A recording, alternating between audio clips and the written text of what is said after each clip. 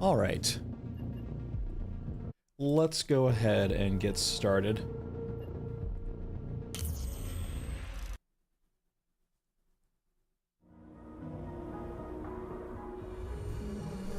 Where was I? Where were we? Oh yeah, murdering Pyro. Good old murdering Pyro. You know what? I'm feeling lucky. I'm feeling so thoroughly lucky right now. Just fully believing in the heart of the cards. There is no shot that we don't get night shift. God damn it. Hey, Blood. Don't leave anything on the What did you do? floor. What did I do?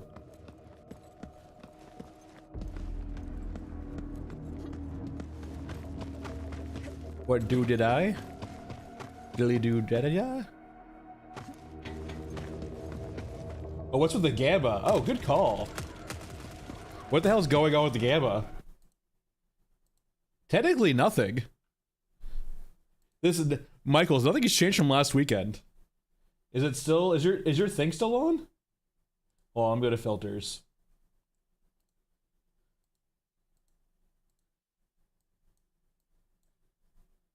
Oh, I know why. Hold on, bear with me. I have an idea why. This might freak out the stream. Configure video. There we go. Better? Better. Interesting. I wonder if I restart, that's gonna change back. So, I have to enable a setting on my capture card to make the color settings you gave me, Michael, work. And I restarted my machine. I'm guessing it might reset that setting if I restart the machine. Interesting. It looks normal now, right, Michael? And right, Blood?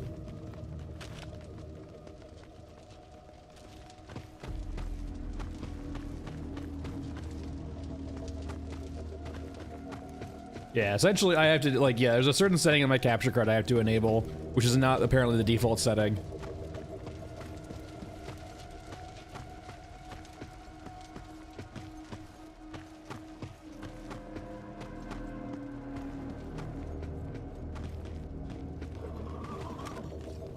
Hey, Duffs. Crush 'em to dust.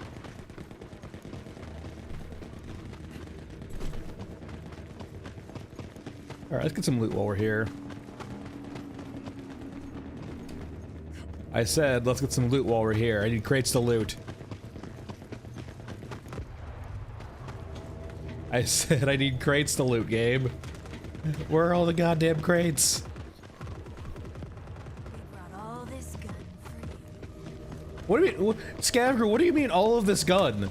You have a surplus shotgun and a surplus fucking rifle with 10 rounds for what, and then... Actually, a little bit more now, a little bit more. Anyway, the Scav Girl, calm down. You have 2 terrible guns.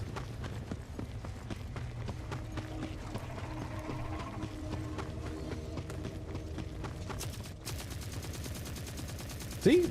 Flanking? Huh.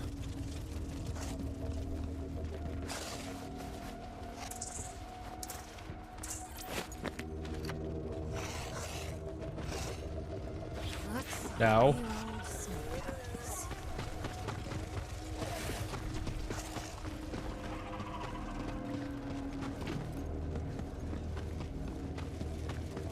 Just a little jiggly, okay?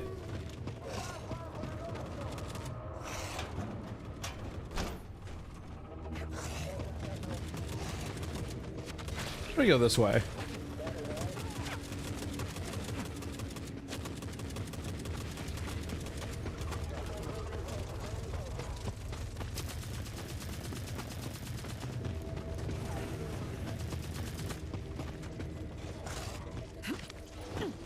Alright. Where are all the containers at? What the hell is going on? This map already has no loot, and it has even less loot now?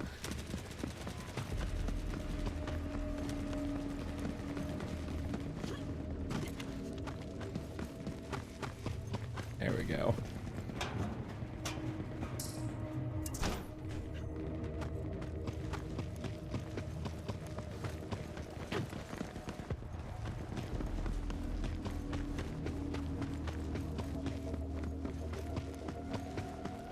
How full am I? I got plenty of space still. Brush them to dust. Alright, up we go. There we go. There's the good stuff. Nice big crates. Oh. Hello, you.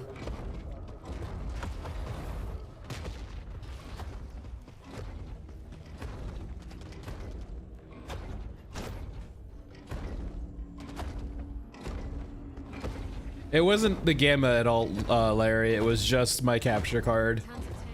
There's a setting I enable to help with the color range, and it gets reset to default apparently if I change something. Not sure what yet, but it got reset.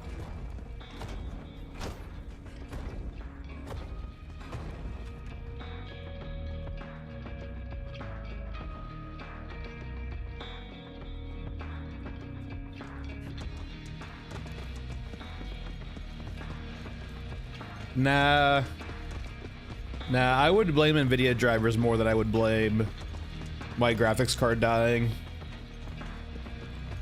By the way, if you can help it, if you're not buying new games, definitely just, I would generally not say this like a couple of years ago, but I would recommend just don't keep your drivers for NVIDIA up to date. Time to count the scraps. They're not doing a good job with quality control anymore.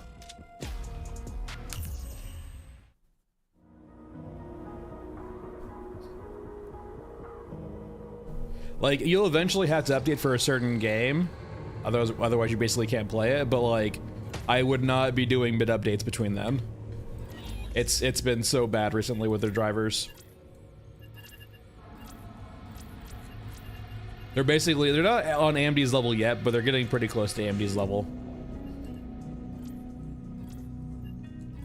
For those unfamiliar, AMD is always renowned for having really shitty drivers.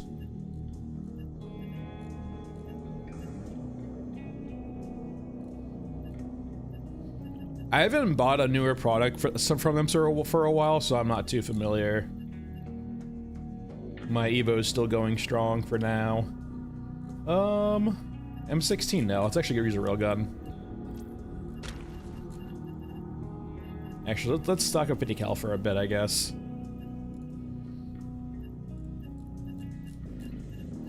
We haven't used the RSAS in a long while.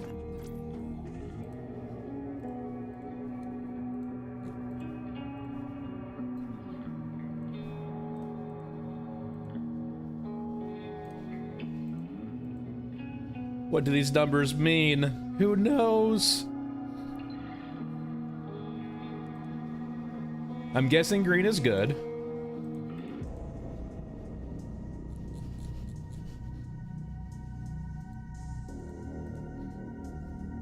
God, I hate this system so much, I'm not gonna lie.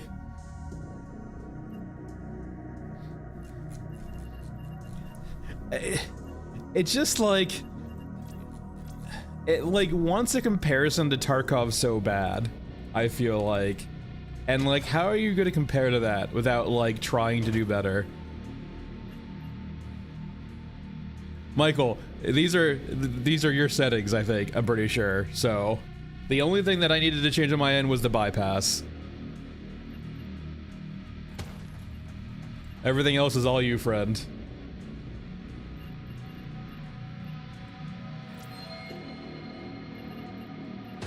I'm nitpicking the mods?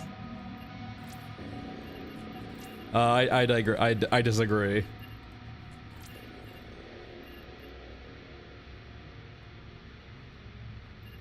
They're there to nitpick. If they were just aesthetic, then sure, but they're not aesthetic.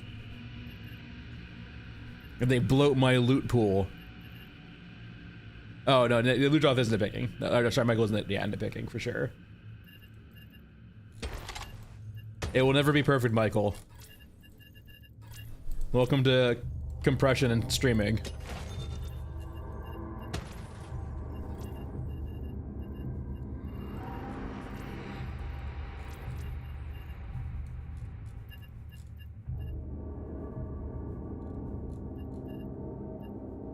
Where did my RSS go? I need to like purge my thumbnails and redo my thumbnails. Here we go. Perfect. What map are we even doing? Sure.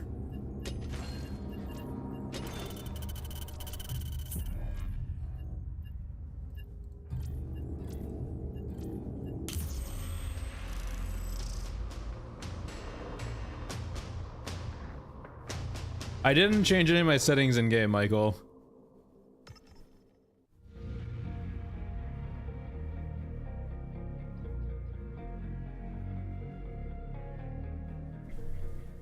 I can jack it up.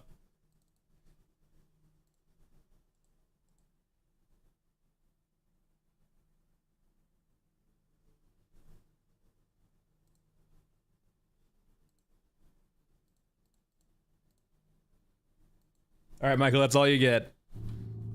You get 0.04. That's all you get today. You can at me at later in the DMs if you'd like, but we're not doing any more than that. Hey, Captain.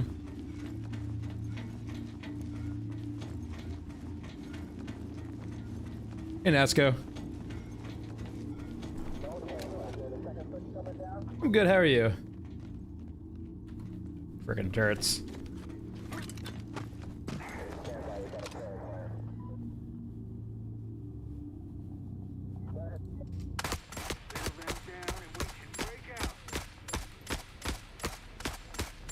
Oh my god, there we go.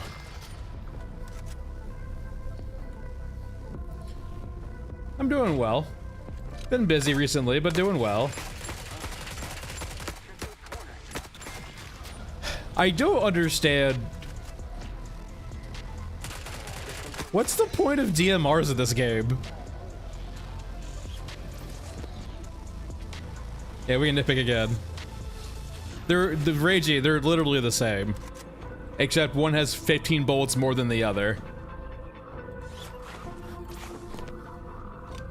They literally have basically the same stat lines, it just one has more bullets. So it is strictly better.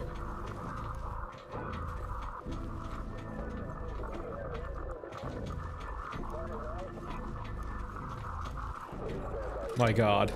Don't miss. Every shot counts.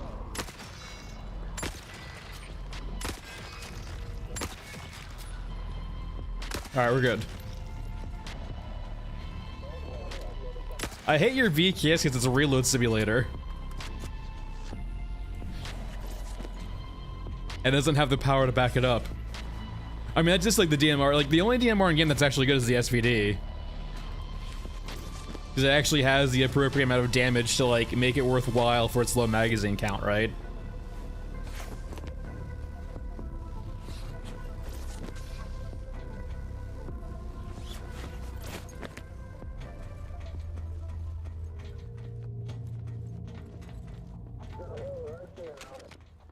And like, I mean, I could probably, we should probably do we'll do an extreme next. I'm gonna bring, I can't bring two of the same gun anymore though. I kind of want to bring, what's it called? I want to bring like we'll do like 2 runs to the scrapyard back to back. And we'll bring like an abhorrent gun with recoil and stability. And we'll bring like an actual good gun with recoil and stability. And see if they literally compare it all. Don't miss. Make every shot count. Time for anger issue management. No! What's the criteria for stealth kills? It always feels so wishy-washy. It's raining bullets. I mean, you can kind of consider the GM6 or NTW. I mean, they're anti-material rifles. Oh, maybe not.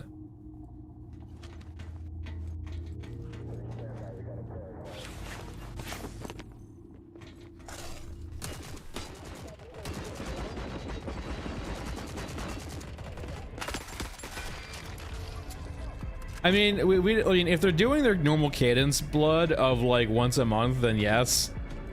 But like, I'm not sure how tenable that is, or like if they're actually trying to stick to that.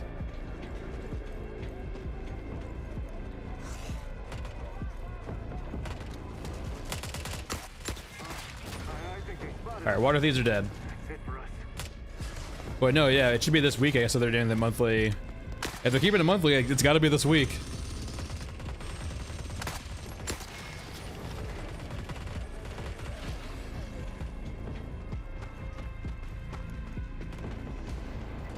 Blood, are you saying that, like, you don't think that patches have enough content to be worthy of being a patch?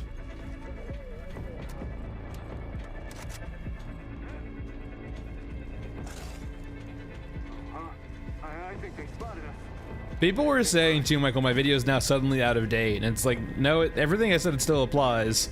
It's just now that they carry opals occasionally that die on impact. Not a big addition. Would have added like a minute maybe to the video at most. At most.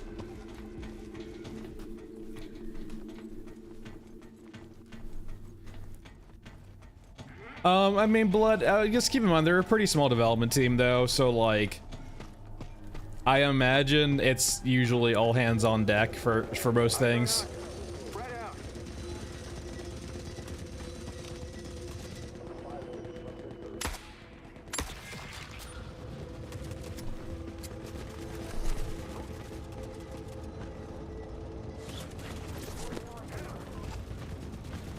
Yeah, you can certainly do that.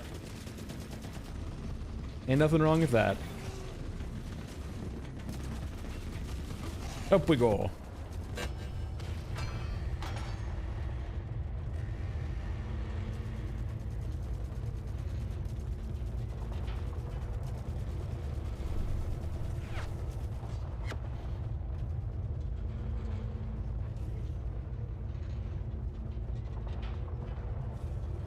Hey, Hunter.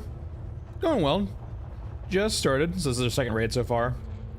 First was Stairway with no night shift.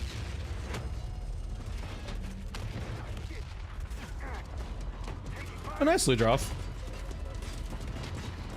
Enjoy your feeling of liberation until you get your machine working again. Everyone for themselves.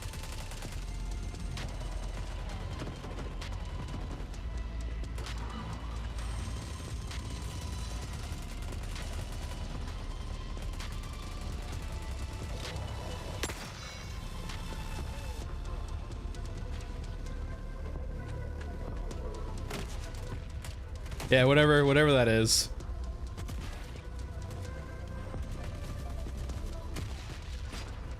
This is it. We decide what happens next. Nope, still. Once again. 4. Alright, 4.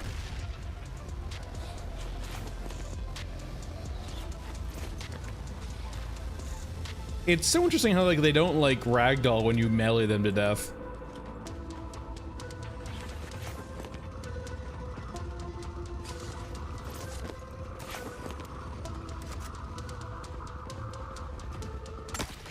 All right. Good there. I'm not gonna blow up the chopper if it's up there. It's too early to lock off Frozen Swamp from being playable.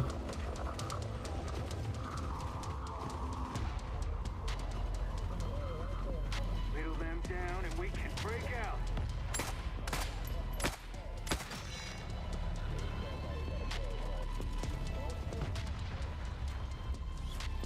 Gather some loot.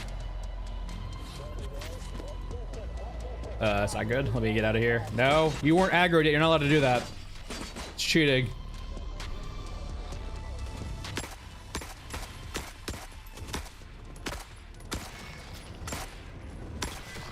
Let me go ahead and reload. All right, this is fine. Yeah, this is perfectly fine. Right time to be on the surface. Turret, no.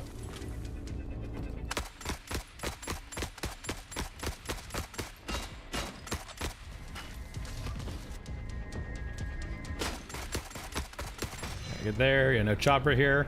Yeah, I wonder what the criteria is. I'm guessing it's probably gonna be like Europa percent, or sorry, Ruska percent for this. Or Eurasia. What's the condition for summoning the chopper here?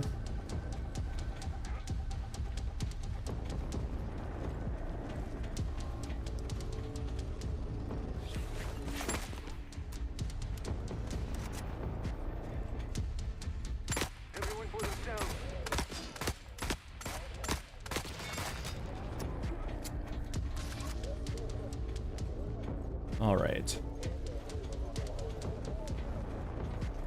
I probably get what I'm looking for. I don't exactly know though.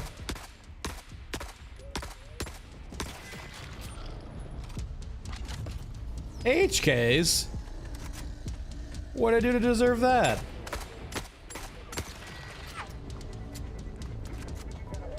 That's a grenade launcher guy. No, no. What are you doing down here? This is malarkey. Am I out of meds? Oh god, this is not great.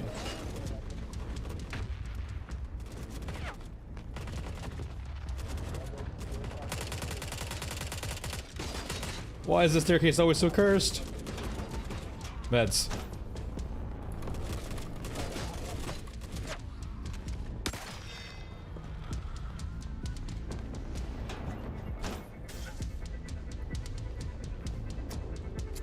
Alright, does it chill?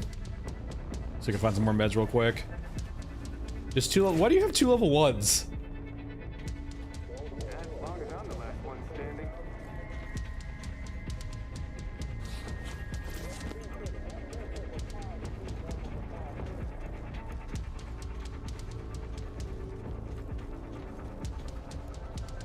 Medicine? Nope, just more. Here, I'll take it. Just more attachments. You can die from smoking.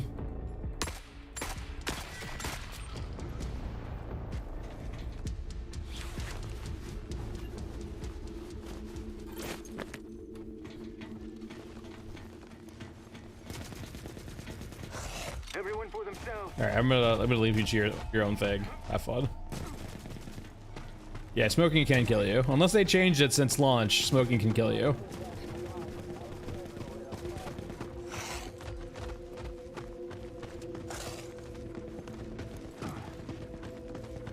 Alright, so HK's over here. Hopefully it's just a freaking EOD.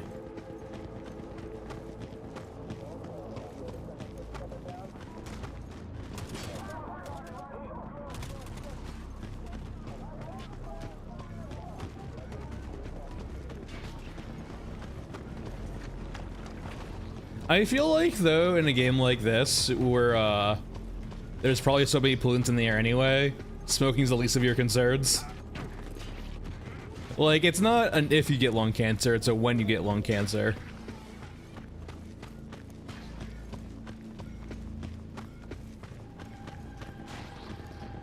It's going to happen eventually, you don't have control over that. So might as well enjoy the nicotine.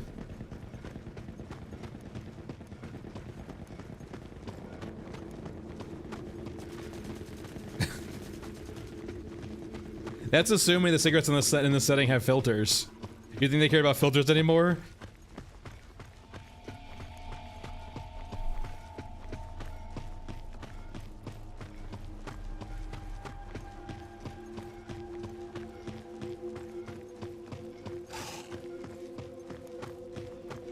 As long as I'm They're the just last one straight ingestion of tobacco, right into the lugs.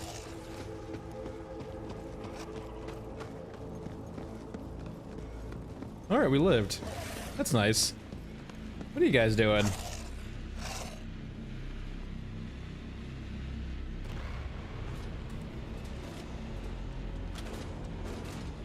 They're synchronized, except for one.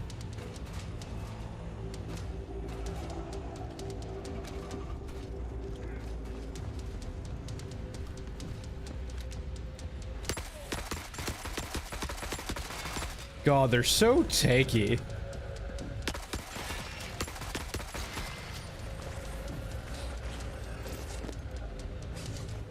All right.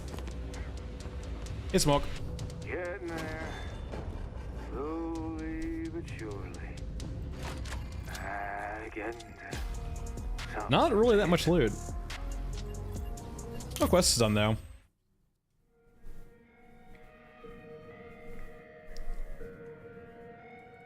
Alright, move to stash.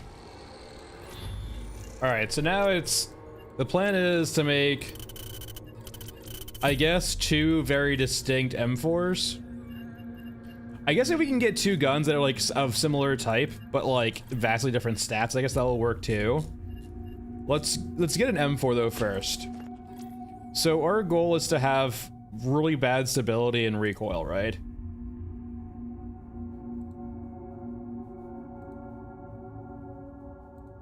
And we want to see how that affects us.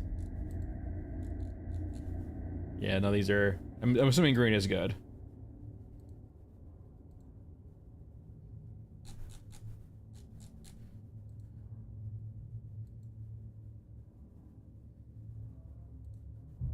So we want red.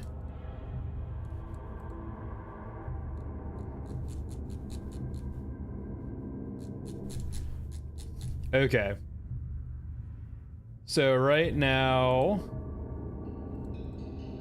a foregrip's only gonna help. That does only help too.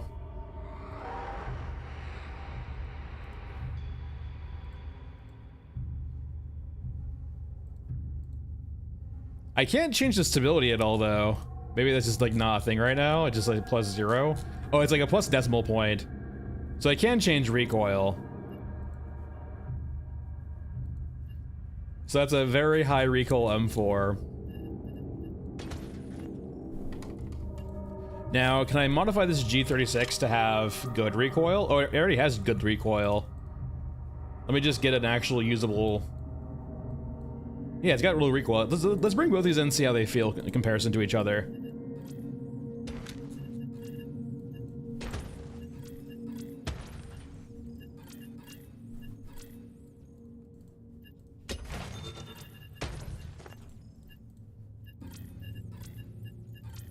We would probably need to bring both M4s in to actually do a proper comparison.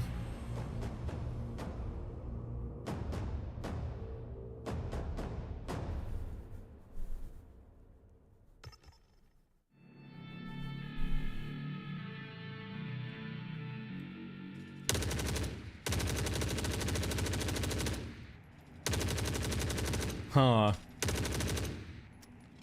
Do I? That's not different at all, is it?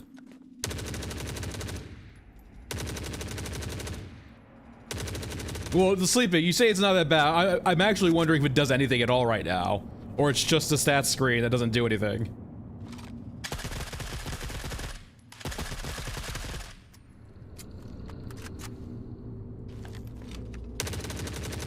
I can tell you right now, this feels like it does nothing.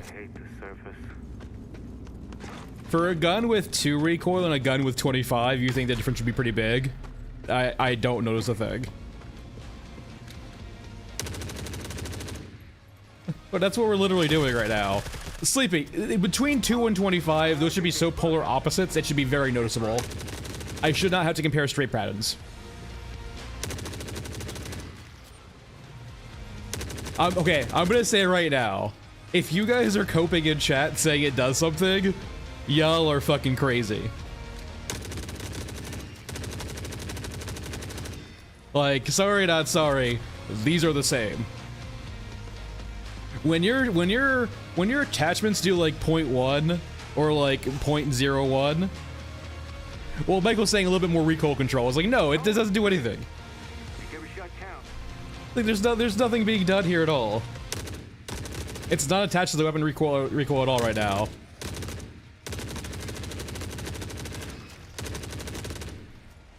Hold on, we're leaving him. Hold on.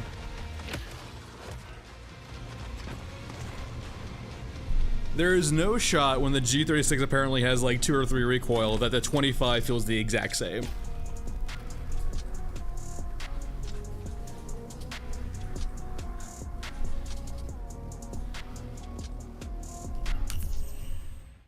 Well, Eric, those are the easiest things to actually notice, right?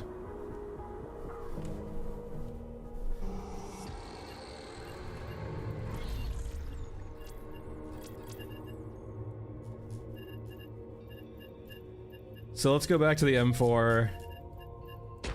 So like, wait, it dropped recoil down to 0? It just said 25 though. What is this?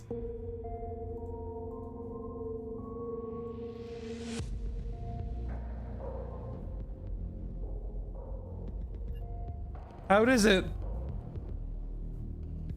Why did it default to 0? Is the whole system just broken?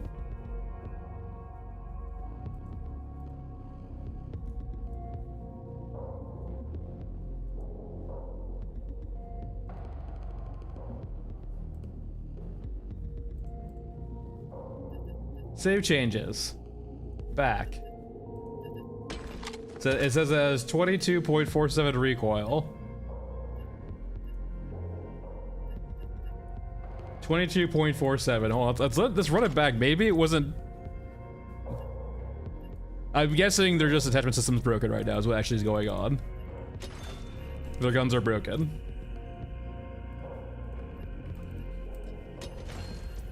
Alright, let's drop in some more 5.56. In contrast, let's go back to the G36 also and change the G36 to have high recoil. Or the best that we can do. Which is probably not gonna be that much, to be honest, considering this thing.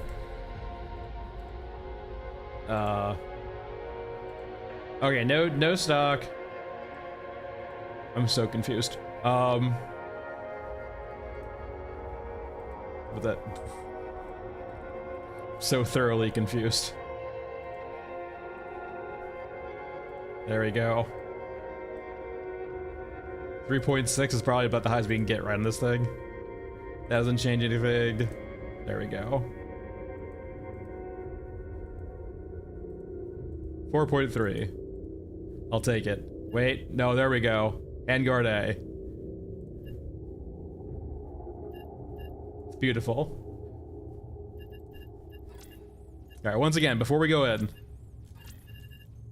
G36, 11.13. And then M4, 22.47.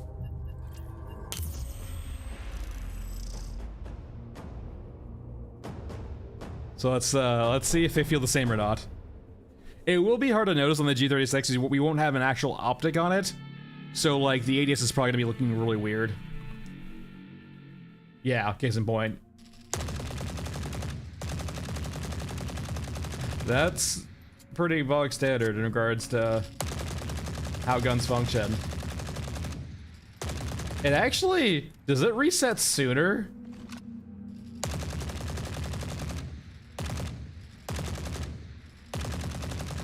All right. I hate the surface. Yeah, I mean, that's...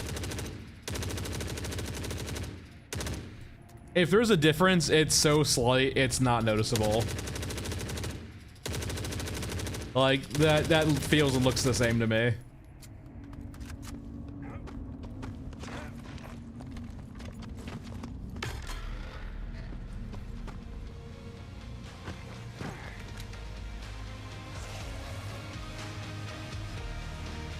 Tarkov has gone through like 4 or 5 iterations of recoil though. It used to have laser beams, it used to have, and like, but I will say too, even when Tarkov was laser meta and like mag dump meta, it was still like the guns felt better.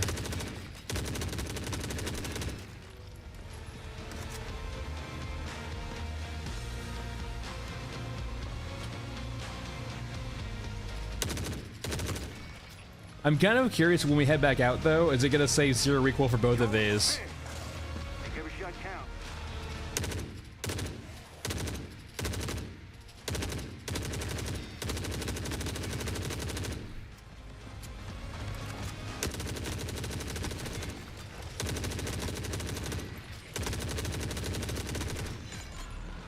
Alright, time to leave.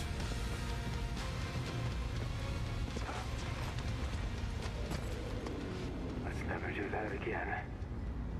Until the next time. Alright, let me go see what our guns say again. Because the first raid zeroed them out, so... So if I go over to here, go to the G36.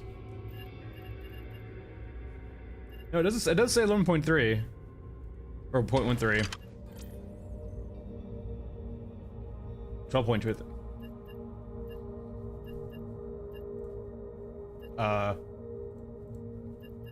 Huh.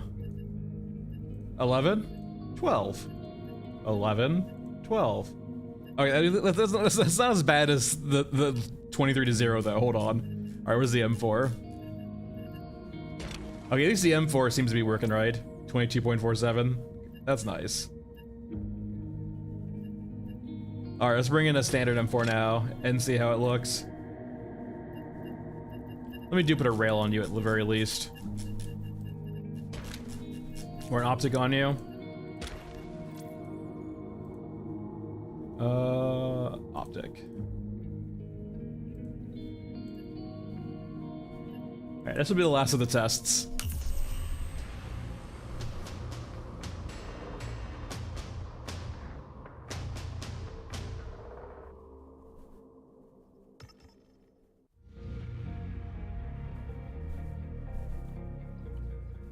I hate the surface.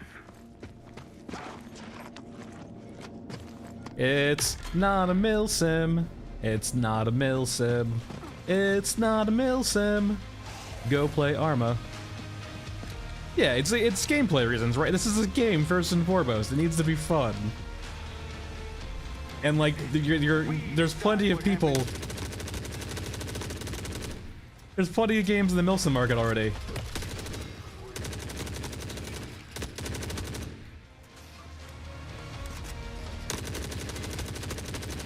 I mean, it depends on the cartridge, right? When you're like shooting 5.56, I imagine it's very doable. All right, hold on. I mean, okay. This is 2.5. I will say there is probably a slight reduction in the bounce. Like going from 2 to going from 22 to 2. There is a very minuscule amount, I think, of like reduction in how high it goes. But like, does that matter at all? When it automatically takes control of the reins for you and like 3 bullets in? It's not really that much either, right? Not a bullets, but it was like jumping to like here and coming back down as opposed to like here and coming back down. It's a very minuscule amount going from, and then keep in mind, this is us going from 22 to 2. So like, if you're only seeing slight changes going from like 2.5 to 2.4, you're never gonna notice that. All right, so what did we learn? Attachments don't matter, except for, you know, except for basically ammo. Okay.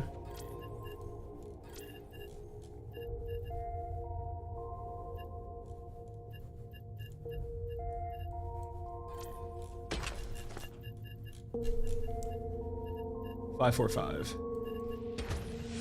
And some shotgun ammo. Sub shotgun ammo. Way too much shotgun ammo. I haven't been cyborg murdering in a while.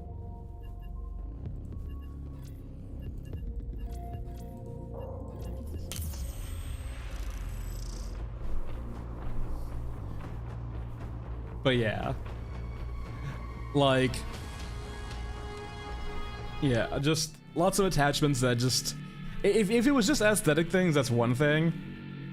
But the illusion of like having stats that do stuff. I hate the surface.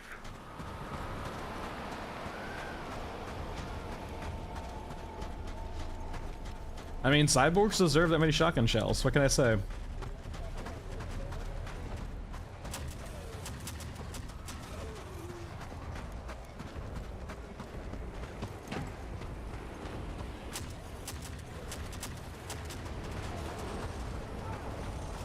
All right, brawlers, are you here today?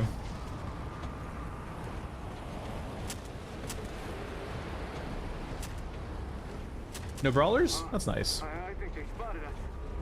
Fit for us.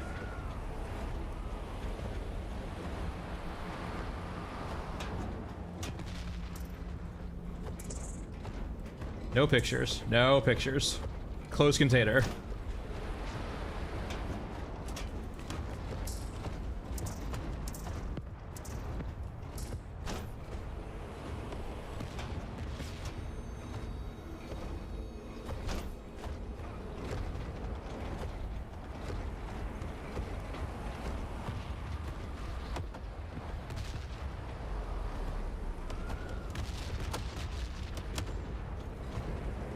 All right, we're good there.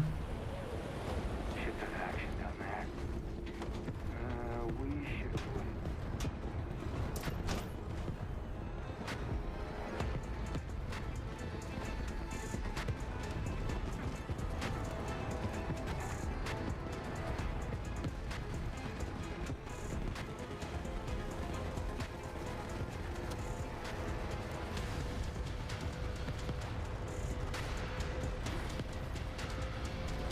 Hell, I mean, even like saws, right? The doctrines to fire in short bursts, not mag dump. Because yeah, ammo, and because like suppression without you don't need to like fire in full auto to give suppression, right?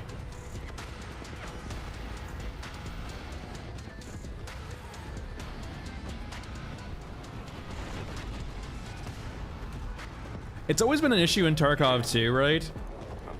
Kicking out. Like Tarkov has always had an issue balancing their guns, and like it's always been either you take single shots and you tap it, or you go full auto, right? There's never been an area where you actually want, like, it might be different now, but like in almost any version of Tarkov, you never wanted to do bursts, because bursts will always punish the hardest.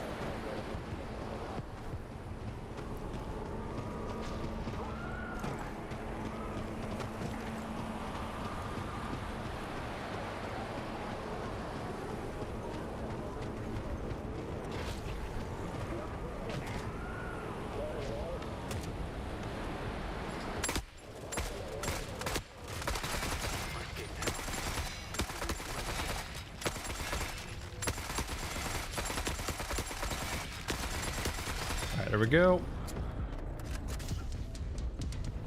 Well, it depends on what type of what version of Tarkov you're referring to, Sleepy.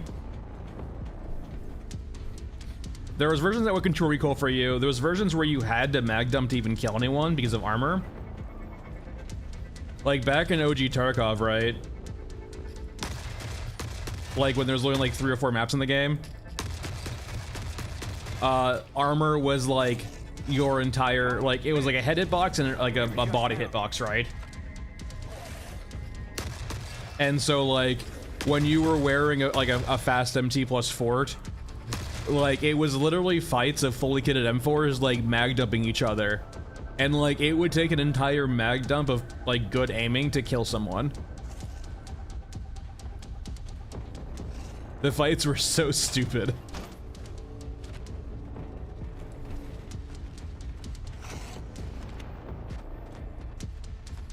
I mean, yeah, you can assume every 2 years, right? Tarkov has reworked the core system. Hey Mal. Hey Alex. Hey Tank. Not too much. Why are you guys so quiet?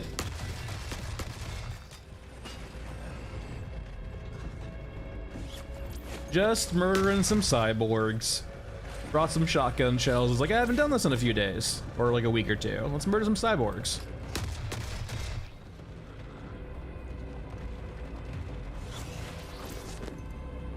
And here we are.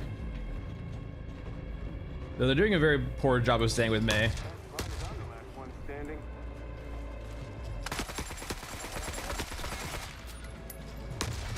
There we go. Check behind. Okay, here they come. I'm guessing this respawns every, like, 30 seconds or so.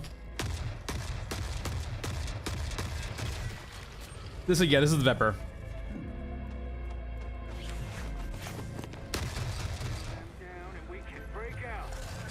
Well, yeah, Ludroth, in a place like this, right, it'd probably be deafening.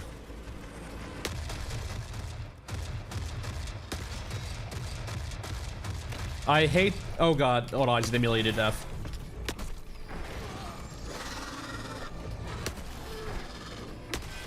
Fucking invincible cyborgs.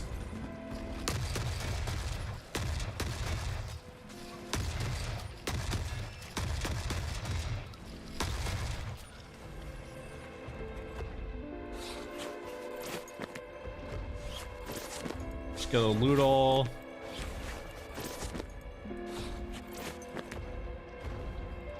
You can see it there. Real jerk, not dying. This is decide what happens. I wonder if they'll ever get to the point where they like actually really tone respawns down to like almost like a non-existent level.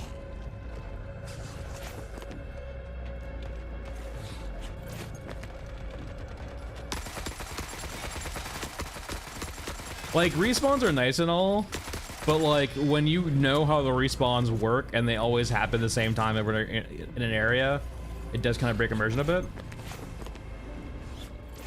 This is it. We decide what happens next.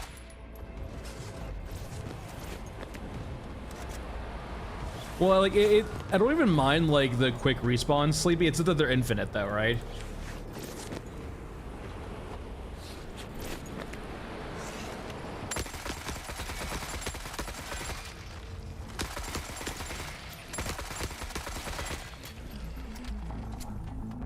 Like if they were just like, if there was more leeway, but it's more in the sense of like just because the problem I have is because they're infinite.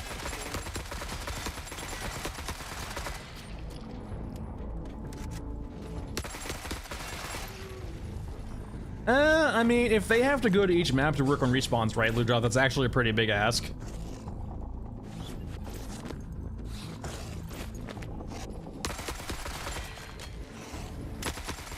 Like if they have to customly tune each map's respawn pool and respawn system, right?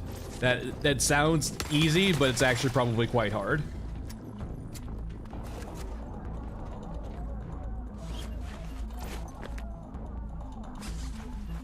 Nexus is a weird map, I will say. Nexus has, I would say, Eric too. Bring attack cam next time. There's issues on Nexus where the enemies will get stuck in their respawn points.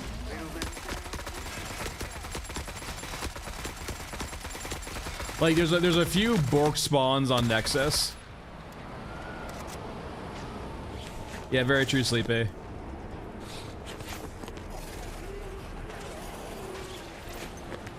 But like, I will say this though, right? Keep in mind also, if they're trying to get new sales, saying you reworked like X, Y, and Z, like showing content you already have out isn't going to attract a lot of new sales, right? It doesn't attract people you already who bought into the game to, you know, play more. There's a certain flashy elements of adding new stuff to your game, right? That you can show off in a trailer.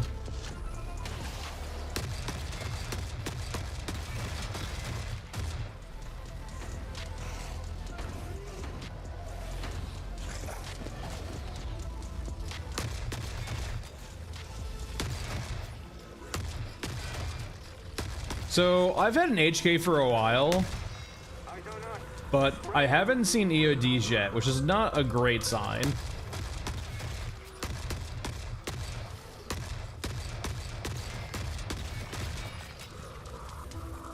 Makes me just a teeny tiny bit scared.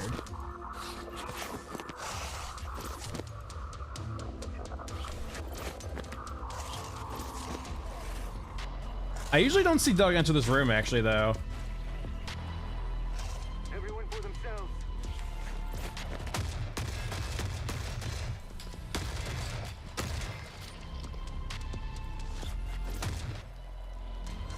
Brother, why do you... You guys know I don't buy viewers. Why do you... Hold on, I gotta go ban that guy, but I'm currently occupado. Am I safe? Relatively.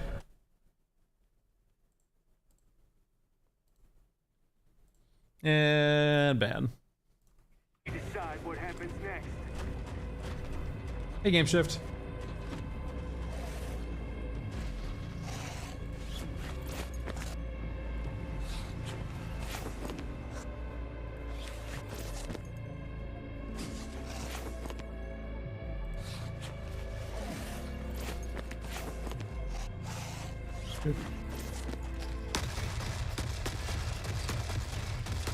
It's always like the easiest shit to like suss out too. Like you can literally go to a streamer's page and figure out if they fucking bot or not by like how they grow.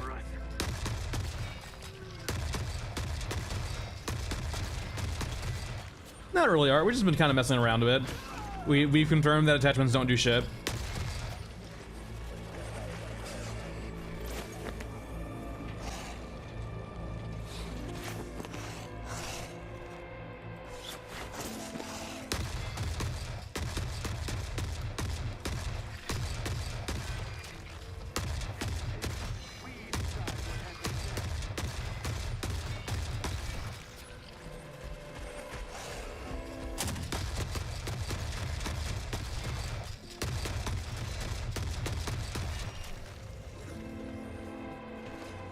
Hold on.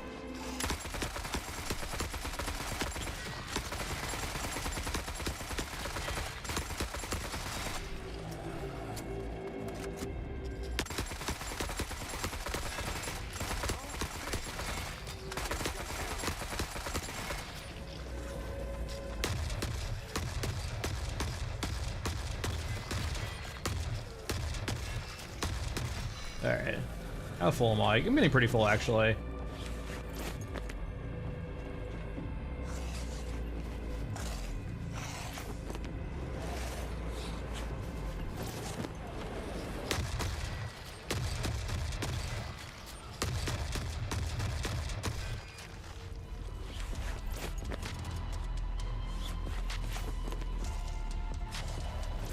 Bob, I have no idea what you're asking.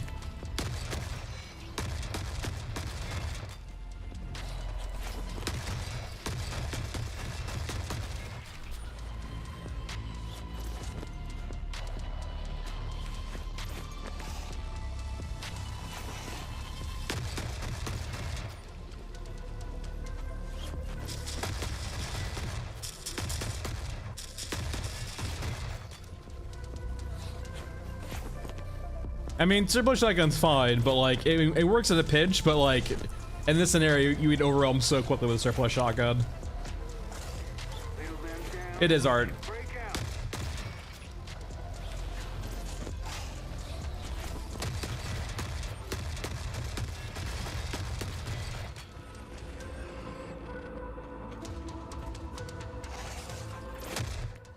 I mean, I don't really, yeah, I'm not a...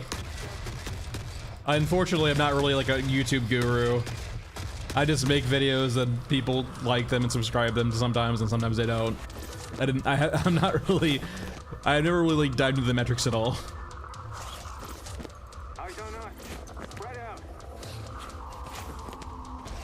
I mean, the AH-12 is better, just this has a flashlight.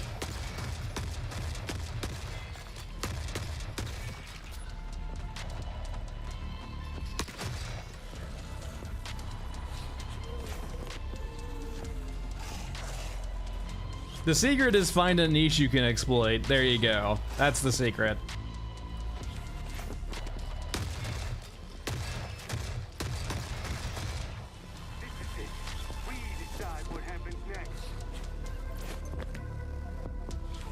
Mr. Wall, it's more of...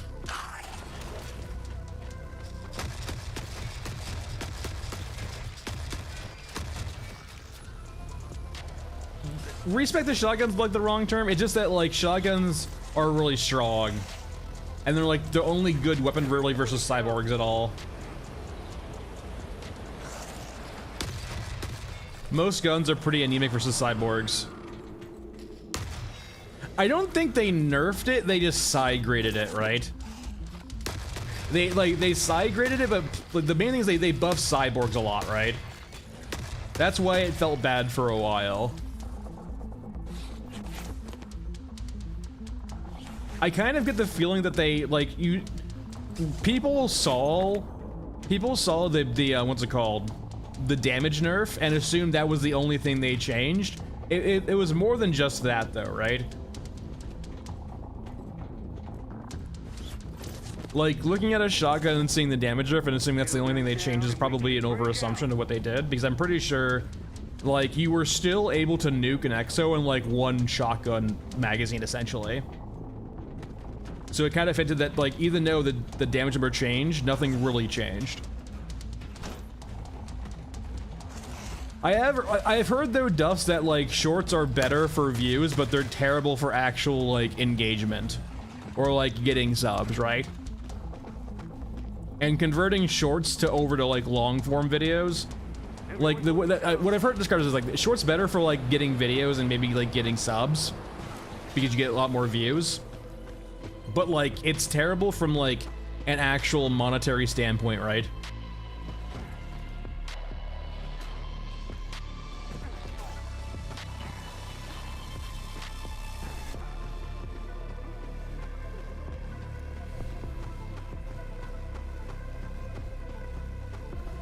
I mean, so like, Eric, what they're referring to as shotguns got like, the damage number went from like, what was it? It was like, I can't remember what the actual like number was, right? It was a 200, I think, a pellet? It got nerfed by like almost like a couple 100%, right? By a large factor. But like, it still felt pretty much the same afterwards, so it's like, what did they actually change? I'm guessing it was damage, like, I imagine they upped the pellet count and then reduced the damage.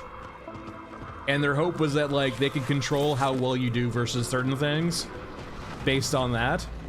But the problem's always been is because the game has no armor, right? That just things that do lots of HP damage are always going to be just insanely strong.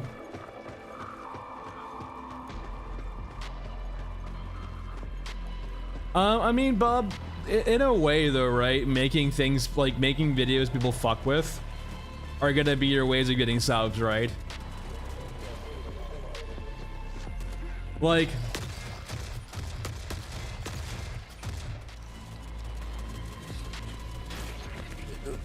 yeah, like you have to make it like you have to make yourself actually stand out, right? If you're just like some other generic shit poster on YouTube, like getting people to like convincing people to sub to you is gonna be probably pretty hard, right? Like you have to make yourself stand out and make the content that you're making diverse enough to the point where people feel enticed to, you know, sub to you and watch your content specifically. As long as I'm the last one standing.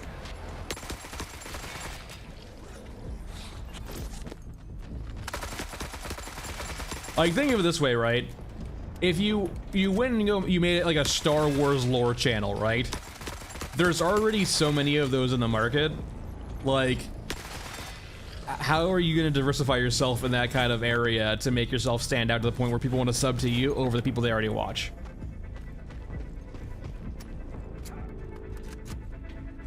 Yeah, 100% Sleepy, but it's also because, like, too, there's only so many niches to exploit. Don't miss. Take every shot.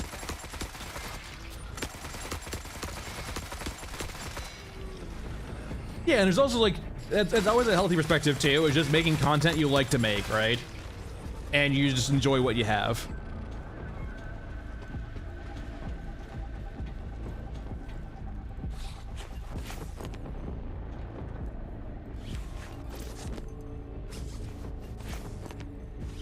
Are you just full? Okay, we're full.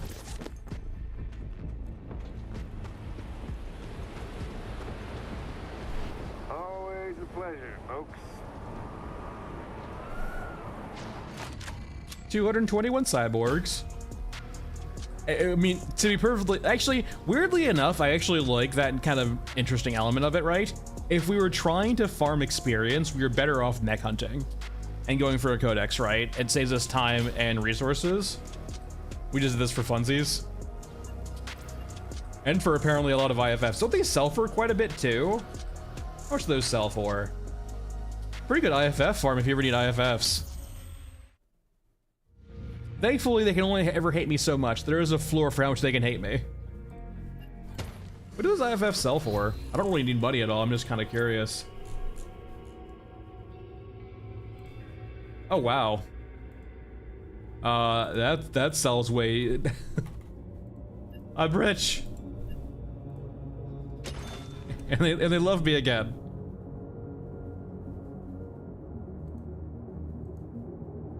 Isn't that swell? Now, if only money meant anything. Speaking of, let's go visit the prisoner.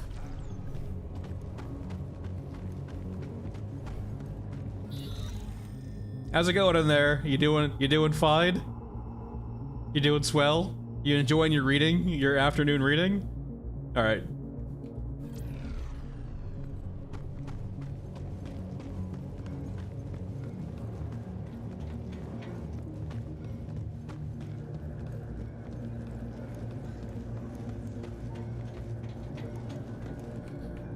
I mean, paper's edible.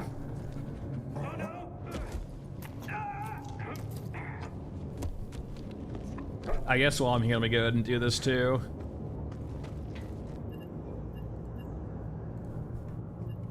Get the 3 and 4, 5 hour timers going. Boop. All right. Let's just do a quick mech hunt. See how that goes.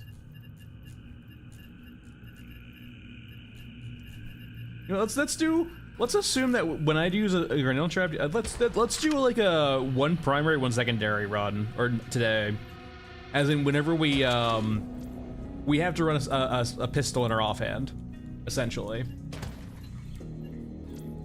Maybe not that much though.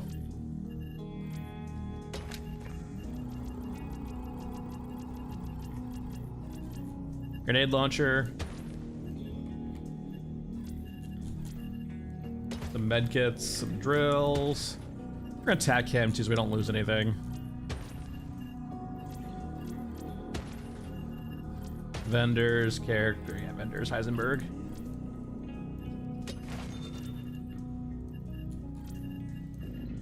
Now, I kind of want to run elephant, but I feel like running Mesa would be... Nah, let's just run elephant, fuck it.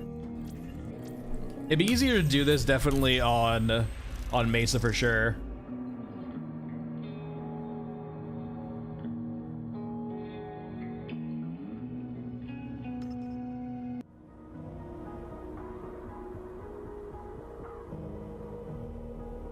I mean, Bob, if you're... Here's the thing though, right?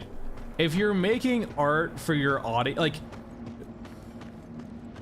Make art that you enjoy and people will come. Don't make art just to, like, get views, right? People can kind of eventually kind of see through that transparency, I feel like, or people can see through that, right? I wouldn't hold your belt, but Jacob, I'm moving, basically, in the next week, so, most things are on standby. And it will probably be for the next month or so. Until I get situated in my new place.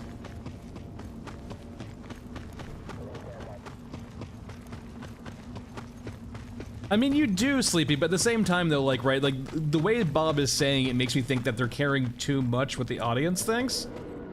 Like, to the point where, like, it's only about what they want. And that's kind of how, like, I feel you get burnt out, right? I am perfectly sure I could stream this game for longer if I wanted to, but like I know I would hate that.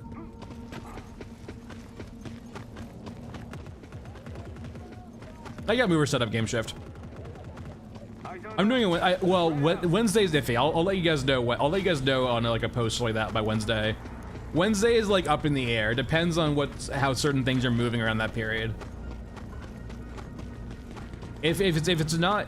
I do want to do one more stream this week, so like if it's not Wednesday, I'll try to see what in Thursday perhaps.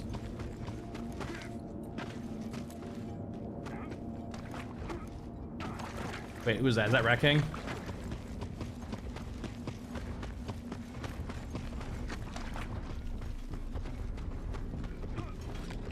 Damn, no.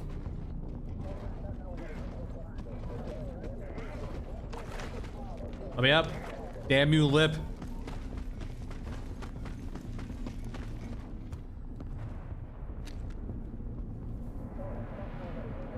Alright, we're good.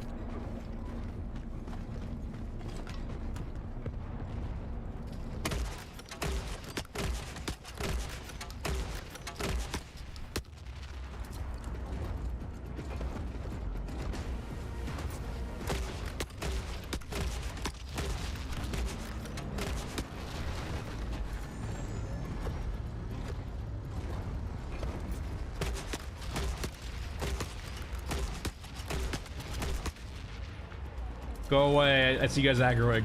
Everyone for themselves. There we go. I really like that part, Jordan, too, but I hate how squishy those parts are. Like, it makes them feel like they're made out of paper. Where did it spawn at? Okay, I guess it spawned over there. Alright, that's going. Like, you can literally shoot their scar out of their hands with like a rifle. And it's not that many shots, like in less than a mag. This is it. We decide. Zombie! Next. I think it was the cyborg crawler interrupting them.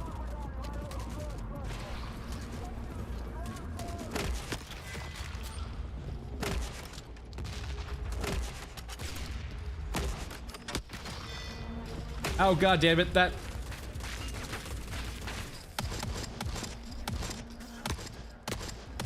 frickin' hitboxes.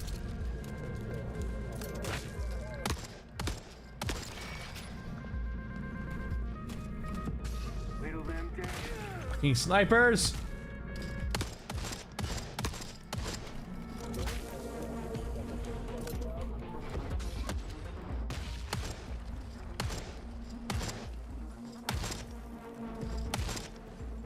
Curse you, weird hitboxes.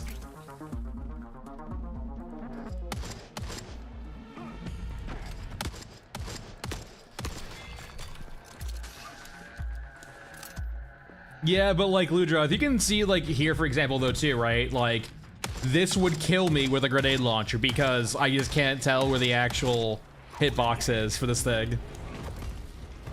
Like that's the crux of the issue, right?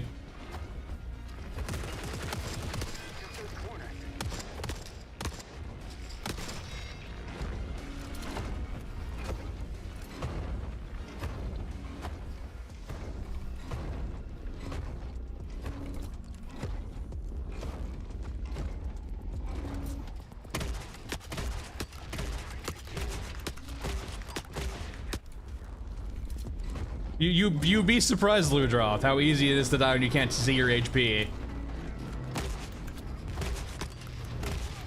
Case in point, once again, hitting invisible like that. I think that's got boxes, right? Yeah, the collision box is still there.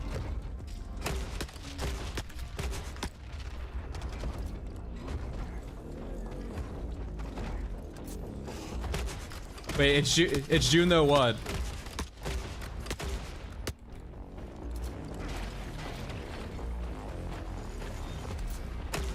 Or even worse though, if I have the what's it called selected instead, the drills.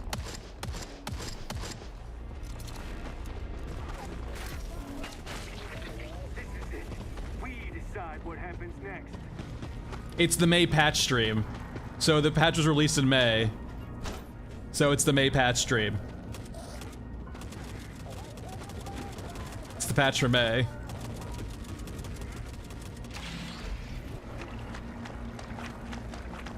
And so when we get the next patch, it'll be that patch's stream.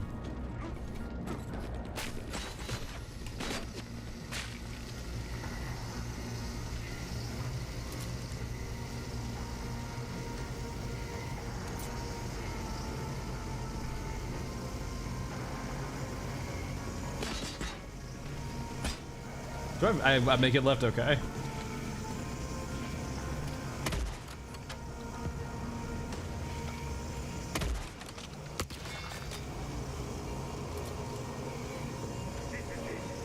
I mean, a patch dropped in May.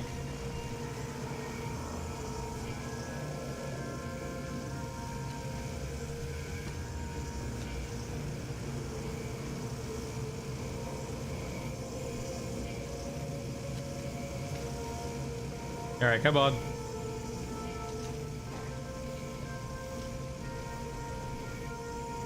What the hell's going on there?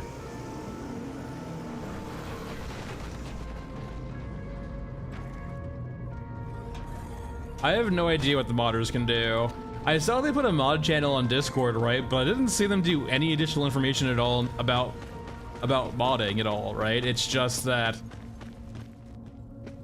yeah, there's a modding channel now, right? But it's still just like, you still have the same functionality you had before, right? They didn't add more mod functionality to the game.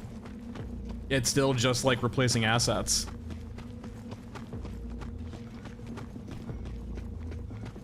Yeah, exactly. That's what everyone like. Yeah, if you were into modding before and you already knew how to do that, that's been around for a while. But so they haven't added anything new to help modding out. So doing like coding stuff like a HUD is still going to be a giant bitch, I imagine, or basically untenable.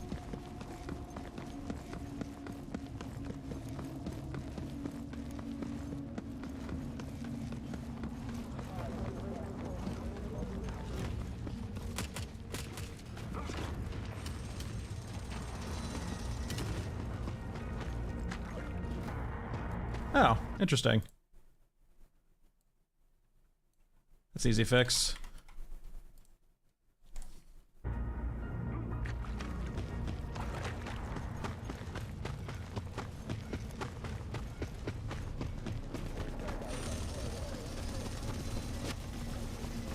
I mean, he was right about Twitch though. The Twitch did say may pay stream, not YouTube. Jaden, he's referring to Twitch, not YouTube. I mean, why not one more?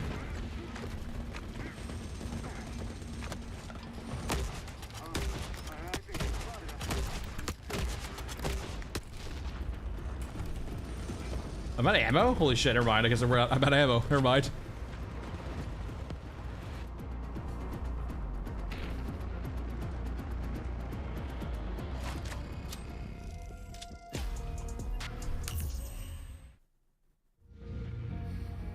I mean, that's fair tank too. I mean, it could be showing the intent to mod, but yeah.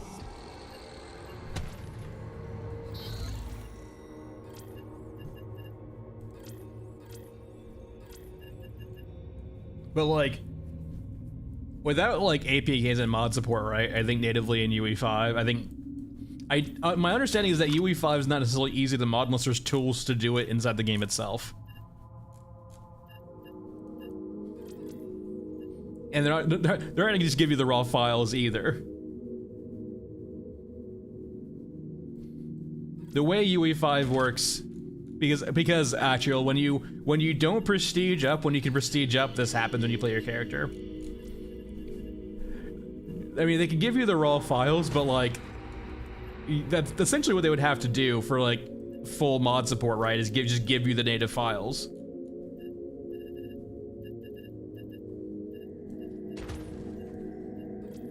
I'm pretty sure that's how UE5 works, at least to my knowledge. Hold on, Heisenberg doesn't like me. I hurt myself with a grenade launcher, now he hates me. There we go. But why do you want more bugs, Beep Beep?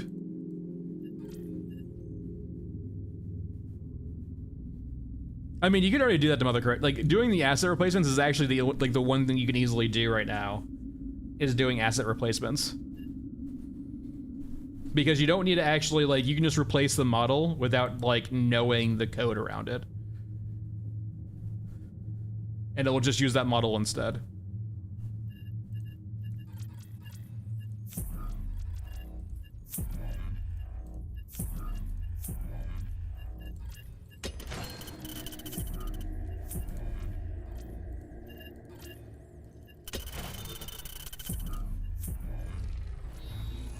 But no, yeah. I'm sure people have plenty of ideas for mod support or mods to do. Alright, let's go ahead and get our jump.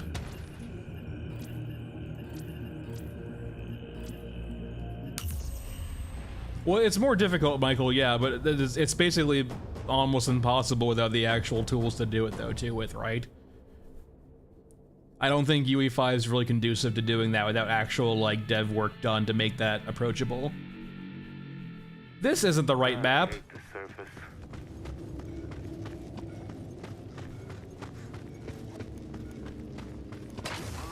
I think they spotted us. That's it for us.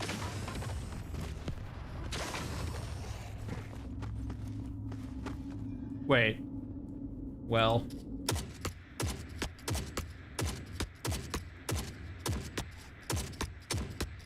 Poor Pyre never stood a chance.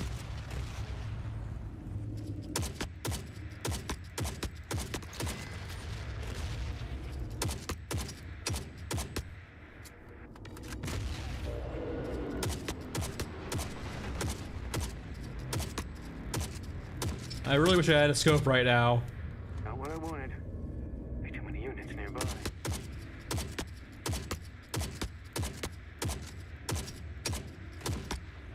And I'm not, I know some people don't like it. I do just genuinely miss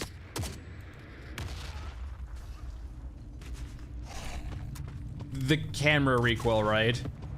Because it meant you kept your sight picture a lot better.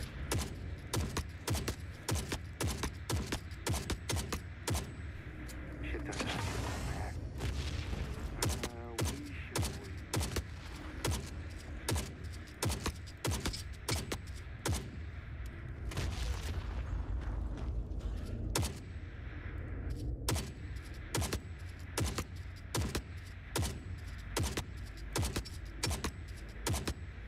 Shit doesn't have shit down there. We should.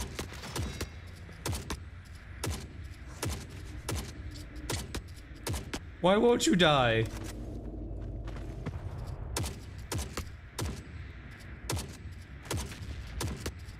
Wait, did I just shoot out of the, did I just...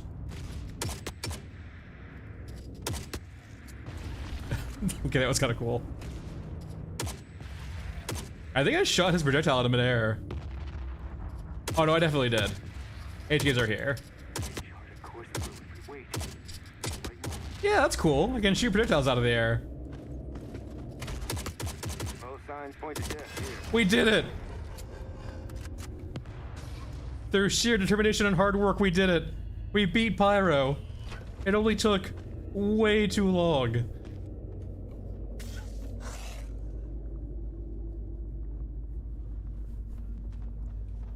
Can I climb that? How much of you are real? Not much, not basically any of you. It's all fucking not real.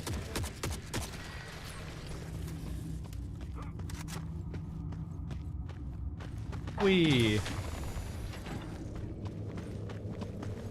Wee.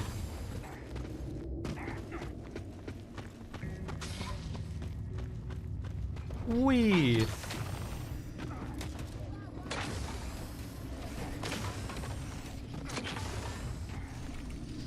No, no, no, no. I missed. Or I had my head and got bounced off.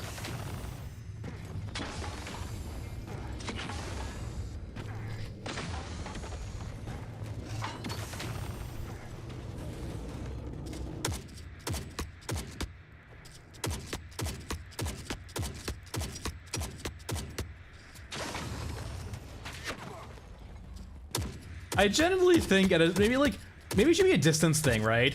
Maybe you can only see these like at a certain distance.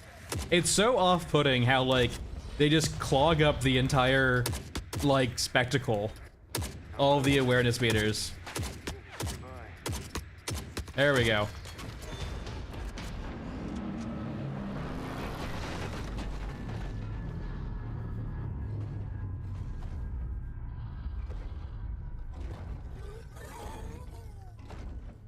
What you guys doing?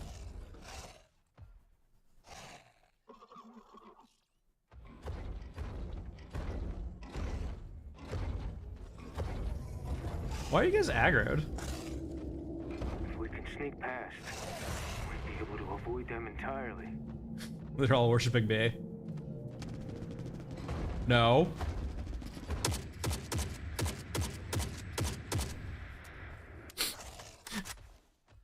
Worship me. I am the masked man. And you all do not have weapons to hurt me with. Too much heat. We should keep hidden. Yeah, this is nice.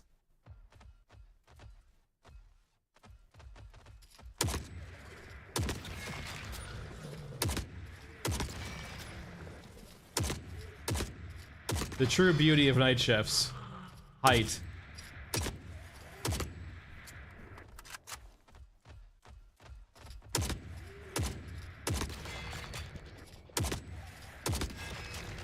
Bad luck strikes again. Who would have guessed?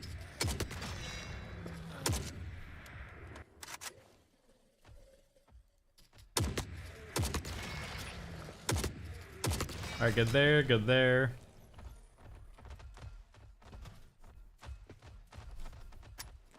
Beautiful.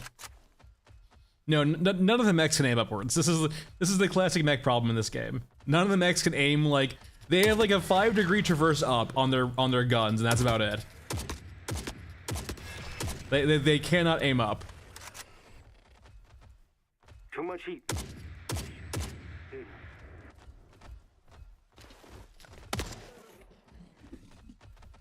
Hold still. Stop being so wily.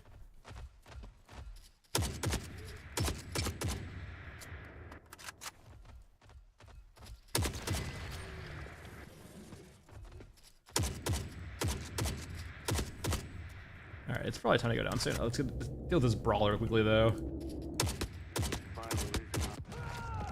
Okay, it did find a way to traverse his gut up. Was it the explosion that killed us? There's a wall. I'm kind of... Was that a radius? That'd have been a radius. Toothy shot us. Toothy shot us, hit the wall below us, and killed us through the wall.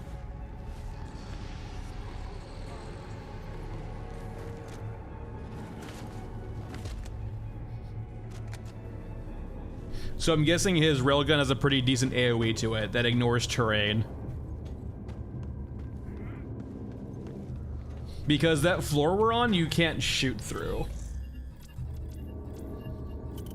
Oh well, that's perfectly fine. Considering we didn't have a scope or a silencer for SVD, that was surprisingly not that cursed. Only mildly cursed.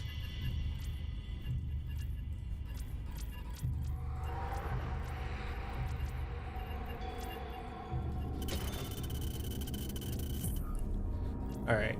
Let's keep with the, what's it called? Where are you? Tiny? Yeah, we probably want a silence pistol, right?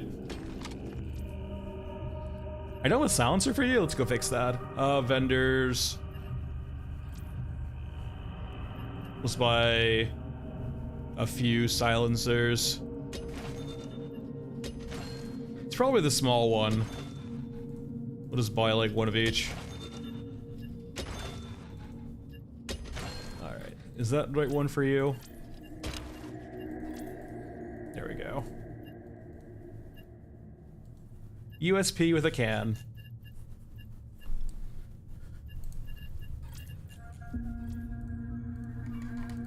Buy some 45. We'll bring a few shotgun shells for cyborgs. Just a few. Meds, I don't have any. Heisenberg, baby, please. Just one good shot. Easy enough. No getting shot.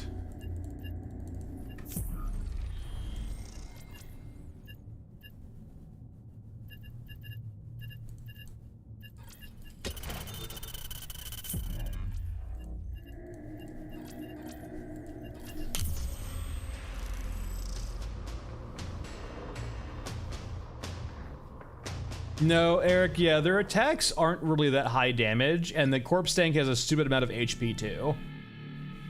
I kind of think they just need to set up sync kills. Remember, we keep That or insta kills, right? Not even sync kills, just insta kills. They get into melee with them. It looks really weird when you have Mother Courage like hitting a tank for like 20 years. Christmas. I mean, like both the R8 and the USP do have like one-shot potential to the head, but like when it's that or a rifle, not really.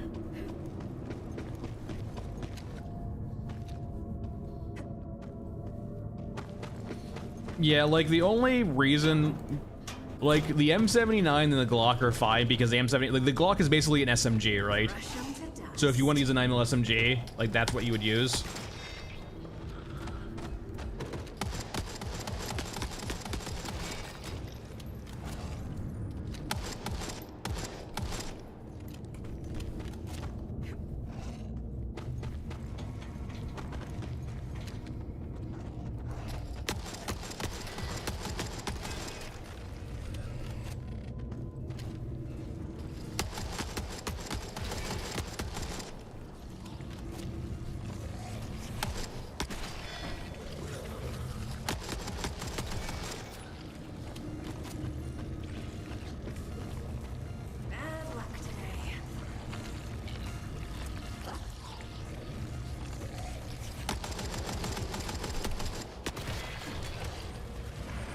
Good night, sweet prince.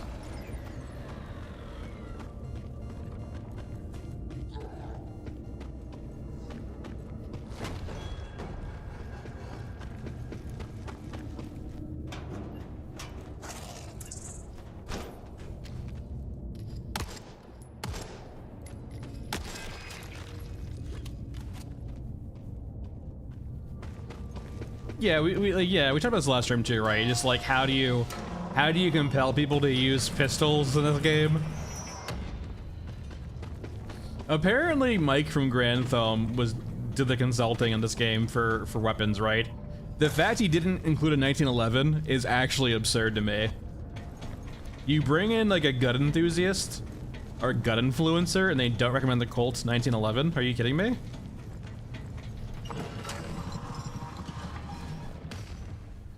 Like, if we're just gonna throw guns into the game with no rhyme or reason, fucking put in the goddamn 1911.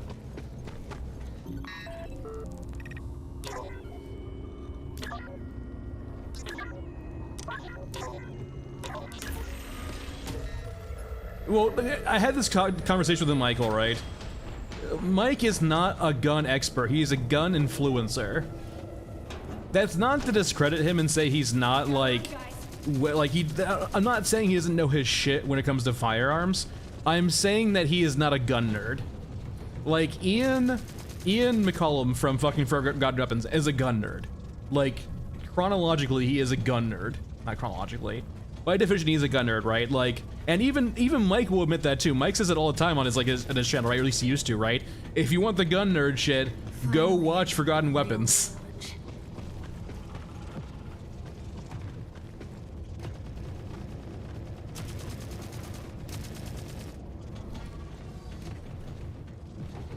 So no, like, yeah, like, I'm not saying you shouldn't have consulted Mike, but just in the sense of using Mike as your verbatim, like, what guns you include in your game is probably a bit short-sighted.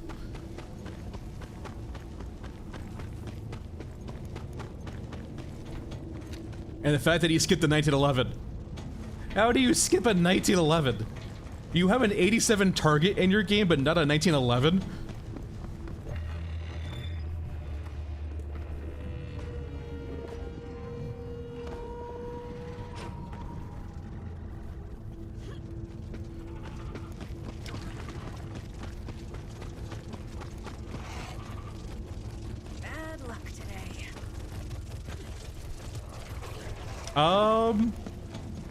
Isn't this the only 45 pistol? Oh, sorry, SOG. There's an SOG and then there's this. That's the only two 45 pistols of the game.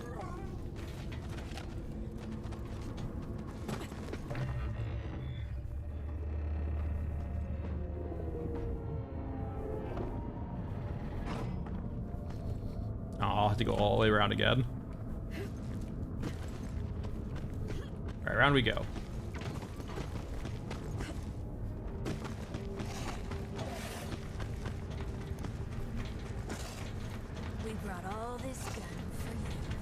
I mean, I can Google it while I'm sprinting.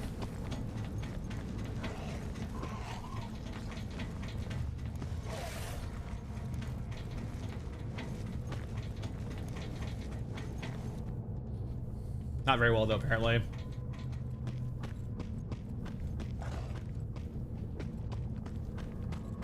What is even the, what is, hold on, we'll go look after this. What the hell, what the hell is it, like, what is the SOG?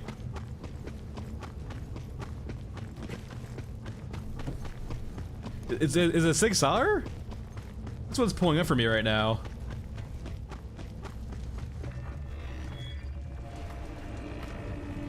I mean, I would, honestly, Eric, I would take a high power too.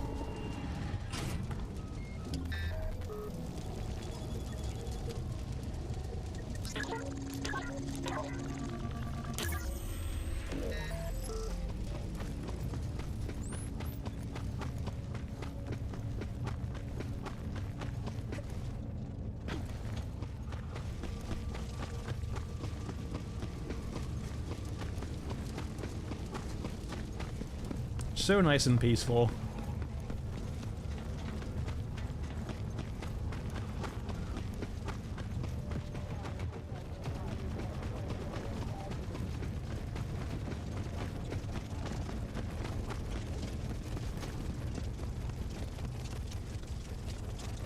I mean, if Ruska Orgamechs are gonna have single action quad armies, there should probably be 45s in the game, or should probably be, what's it called, 1911s in the game too.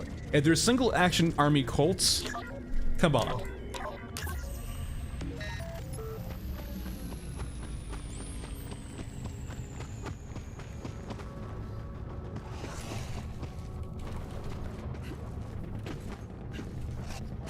Alright, down we go.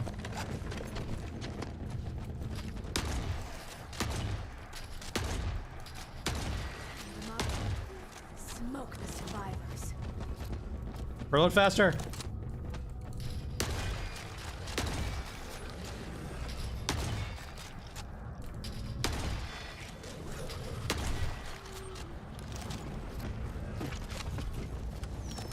That's not good. You kill a few cyborgs and the hunter killers get upset.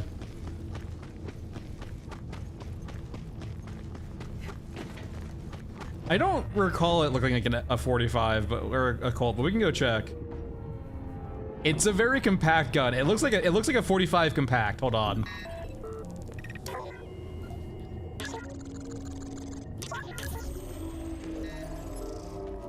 Like it looks like it looks like a concealed 45 basically, or like a holstered 45 you would use for a concealed carry.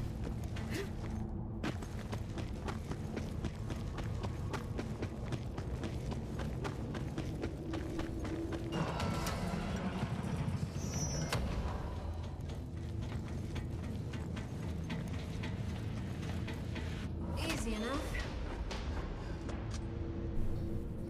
So let's go check out the SOG. Hold on. Forever Winter Wiki SOG. Sometimes Gunners will actually like put it on here for you.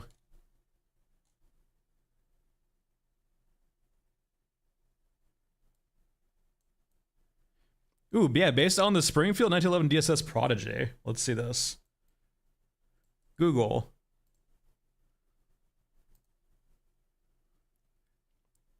I mean, yeah, I guess it's vaguely based on a 45 or 1911. It's like a compact version of it. It doesn't have that like iconic silhouette though. Oh, where is it in here? All right, Grillo, how would you like?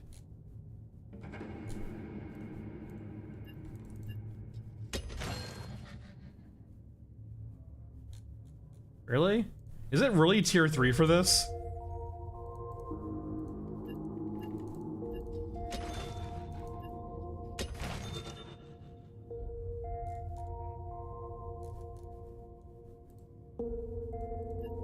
Me. Alright, Pistole. I mean... Alright, bear with me here. Sure, I would say though it doesn't really look like a 1911.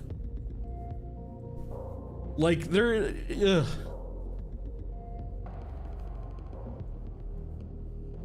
It looks like a SIG and a 1911 had a cursed baby.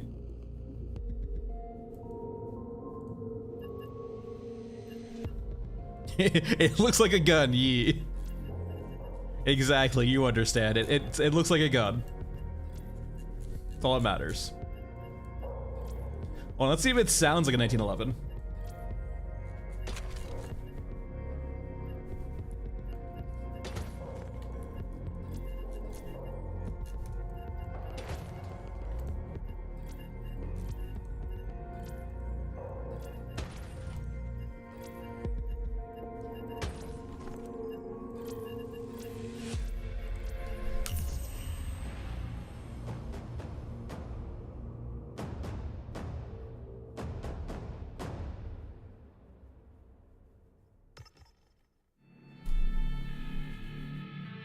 All right.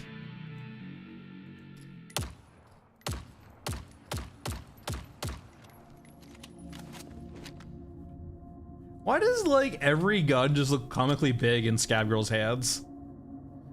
I don't know. It's always the same. Also, wait, hold on. Why? Why are you there? Why is this a thing?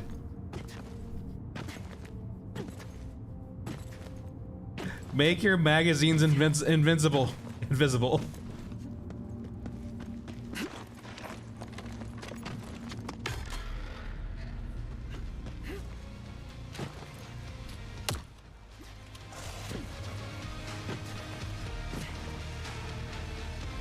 been waiting for this.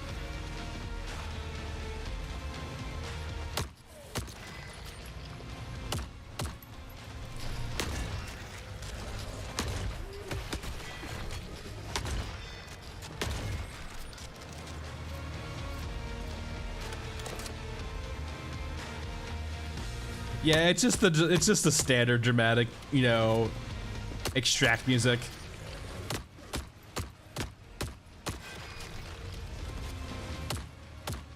Like the animation, by the way. If you ever needed more proof that the muzzle is not attached to the actual. If you ever wanna know if the game cheats, there's your answer in regards to muzzle pointing and where the bullet goes. I think the illusion is broken here.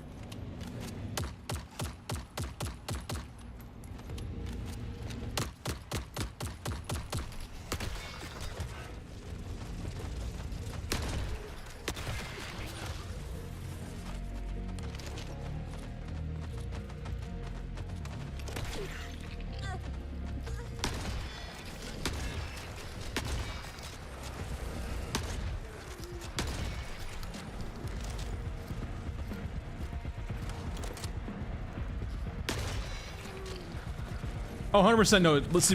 That's exactly what it's for, right? It's there for animations, but it needs to be hidden when it's not being used.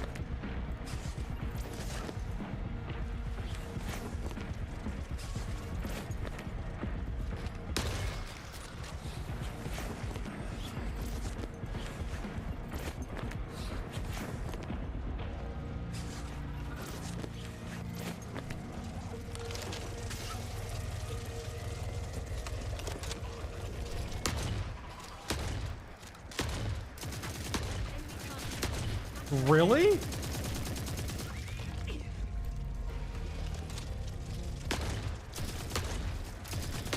Well, I was gonna stay, but now I'm leaving because I'm fucking hurt as shit. He just ate so much buckshot. Easy enough.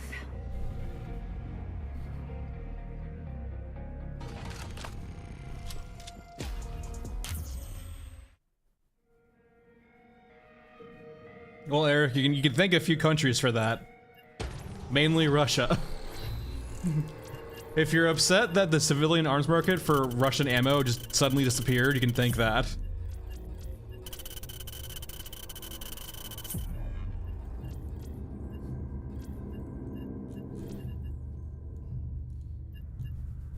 If you miss cheap SVDs and cheap ammo for SVDs, you know who to blame.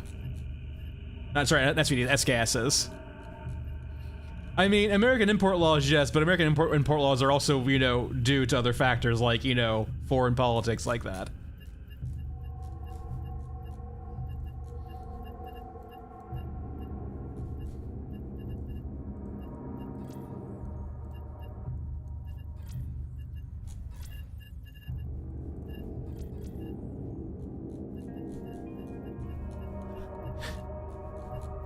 What are they up to now? It's not even that, just the ammunition's like so much more expensive now. You can't get 39 or 7.62 in like bulk anymore. That's super cheap.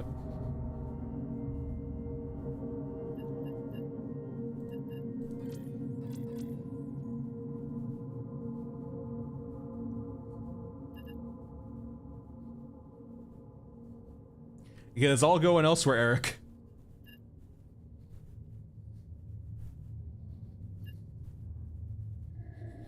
Turns out militaries will pay for ammo a lot more than civilian market will when they need it.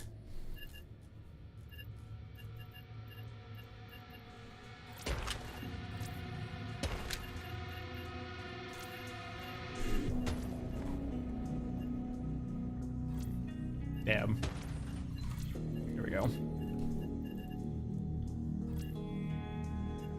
RPK. It was always expensive, right? But there was like you could find ways of getting around it. But like with like, you know, bulk shitty rounds like, you know, Steel K762. I'm lower 30s.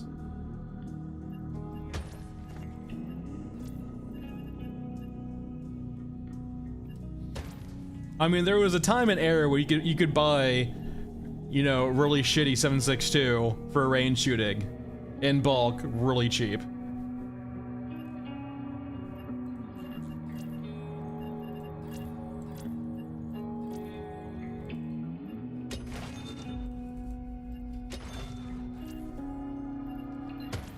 Hey, I heard.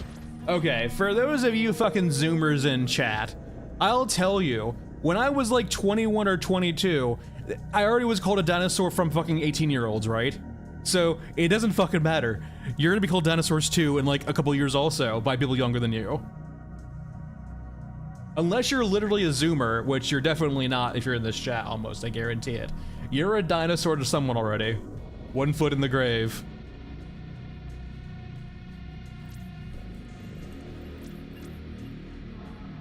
Ludroth, how old are you? I feel like you're pretty old, Ludroth. Don't need, you can say like, you know, lower brackets too. We don't need specifics here. You're not balding yet? You can, I had friends who were balding in their lower 20s. That's not purely age-based. You can just have genetics that make you bald.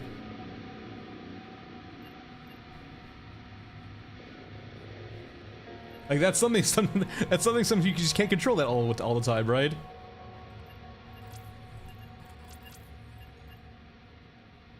I believe the first, like, you know you're old when you're in your 30s when you get your first like lifelong chronic disease or issue, right?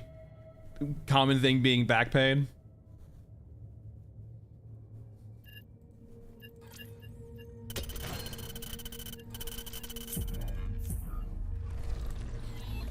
No, I had a friend who was basically like at that, like Jaden, he was like, I think 21, 22, and he just shaved his head at that point, right? Because he was just like, there was just no hairline left. And it was just like, it's time to go bald. And like, that's the thing, like, he actually looks good bald too, right? Like shaving his head, what remains of his hair. Just own it.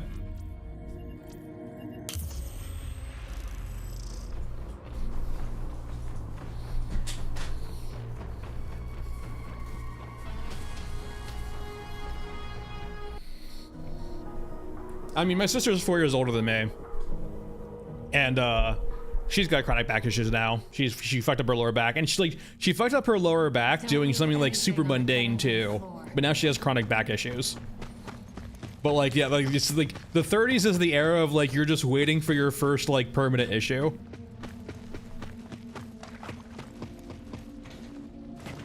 Jaden, some people clench their mouths. So like from stress or just like their general like way they carry themselves, they clench their mouth too tightly.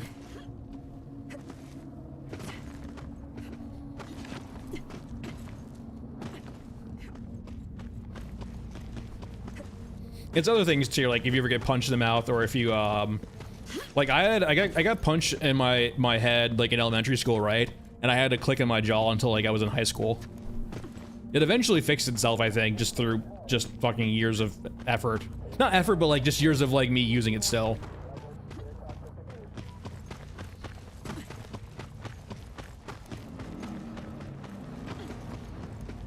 That explains what, Jaden? Yeah, getting punched or just like tension in your mouth. Like if you listen to your like if you pay attention to yourself too and just like zone out for a bit and like just like feel how your body feels, you can generally notice things that are like in tension or in pain that you don't really notice when you're just, you know, living life.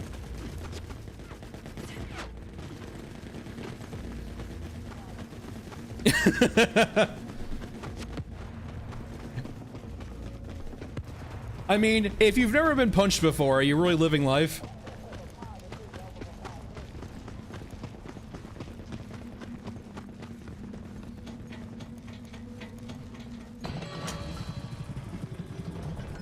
I'm pretty sure that's a usually like ballpark thing of like growing up as a guy most of the time, right? Is you'll usually get into a bout with a few people.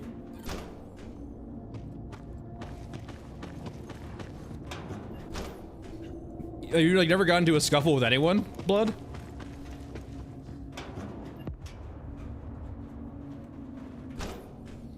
I will say, like, I will say, like, once again, I was in, like, it is important to keep in mind when I was growing up, it wasn't like we had computers and technology everywhere. We would go outside and play. Like, we would, like, you know, go outside in the woods and do shit.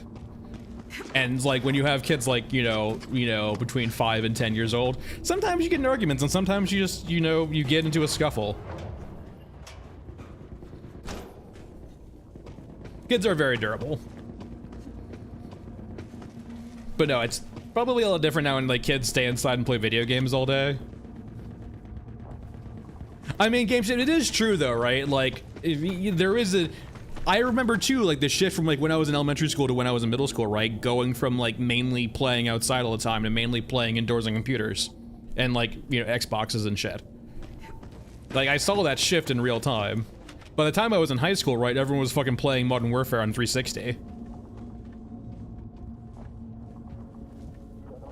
Not enough ammo in the world for this.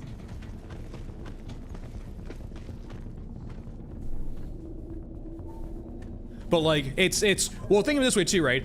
I imagine when you were growing up playing video games as a kid, right?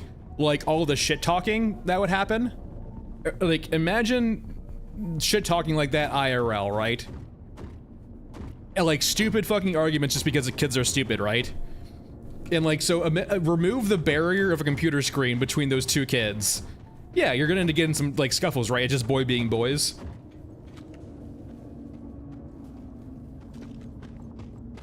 Am I wrong though, beep beep? Am I wrong? I'm sure the Fortnite kids talk shit to each other all the fucking time. 'Cause that's what you would fucking do, right? That is like that is like peak childhood, is talking shit online to each other.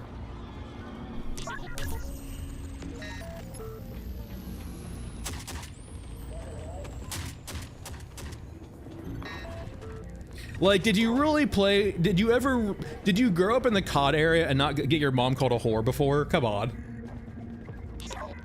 At the very least, that's me being pretty tame too. I've heard way worse shit.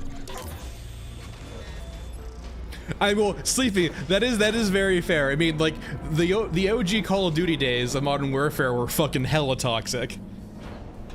There was no moderation.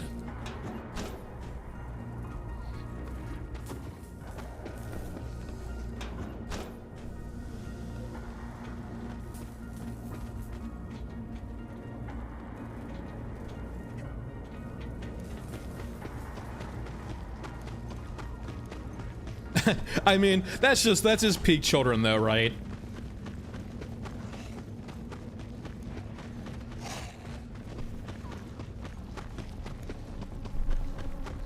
Dude, I cannot, if I hear a smoke alarm beep once, if I don't have batteries to fix it, I am going to the store to get batteries immediately. I am never dealing with the constant fucking torture of a beeping fire alarm.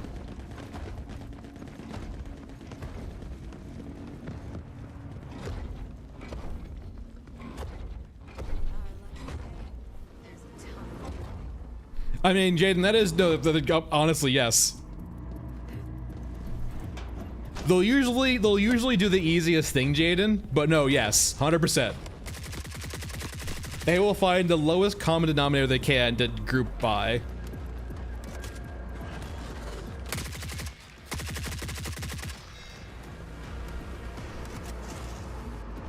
Because it's the simplest way of processing information, right?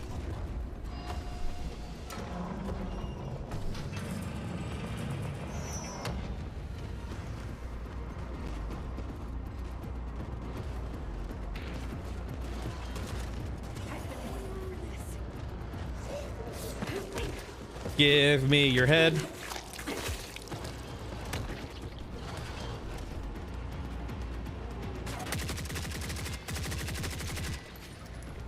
You know, it feels kind of wasteful that Scav Girl just throws the head away. Like, it'd be so cool if you just had like an item in your inventory called head.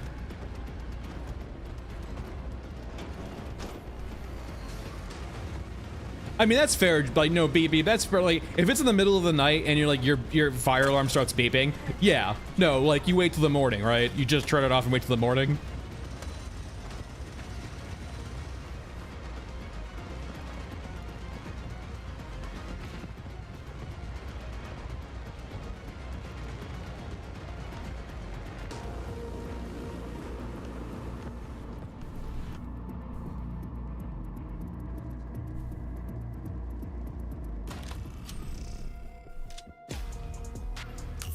I don't feel like beep beep if you're in the sleep of the middle of a smoky fire that you won't wake up.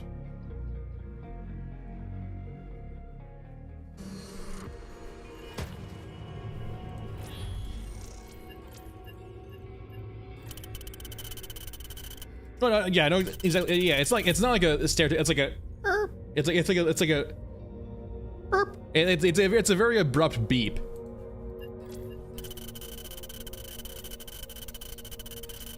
Well, interesting. Is smoke inhalation though? Is it like it's one thing for smoke, but I feel like the actual heat from a fire would wake you up. I can see like smoke putting you to sleep, right? Because like your nose will probably just like smelling will be off. But like I feel like heat. Like heat activates pain receptors, I think, right? Or I guess it would have to be burning you at the time, but. Yeah, I feel like you would notice the heat, but smoke is a good call too. I guess that, yeah, that wouldn't wake you up, I don't feel like.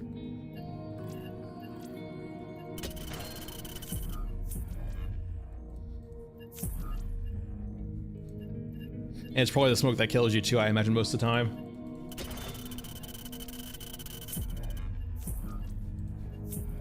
All right, one more quest.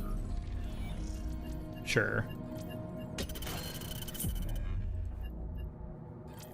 Yo, carbon monoxide's different, right? That's you know, you can't.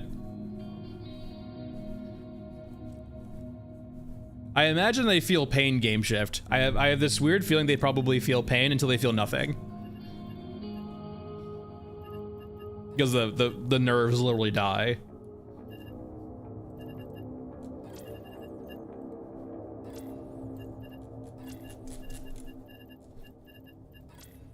Alright, we don't need to shoot on this map at all, so we're doing tunnel vision. We're doing signals, okay.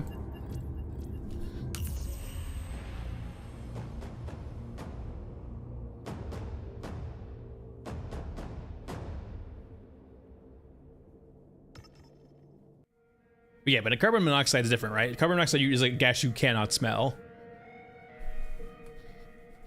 It's always the same up here.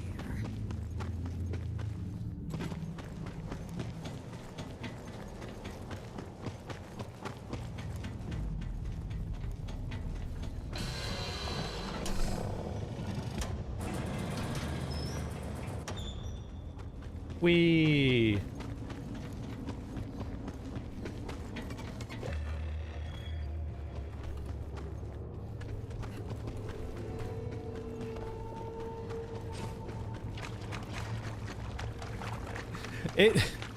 I like the stealth backpack, right? But the stealth backpack gives you like so much leeway to act like so belligerent. Like you can act like a real fucking fool with the stealth backpack. Over 30, my god. Literally freezing.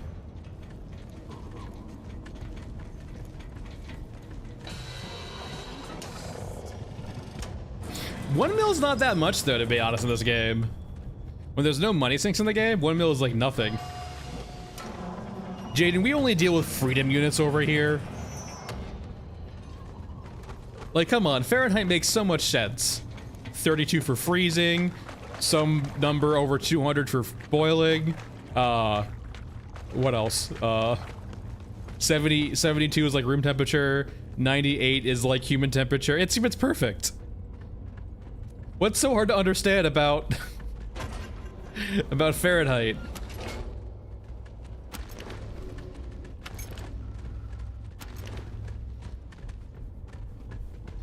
Stone isn't Imperial, Stone is just fucking British, which is even worse.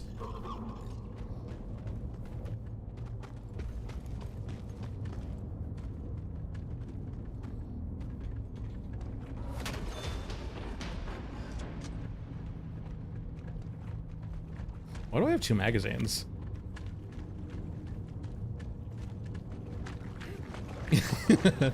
our resident British person.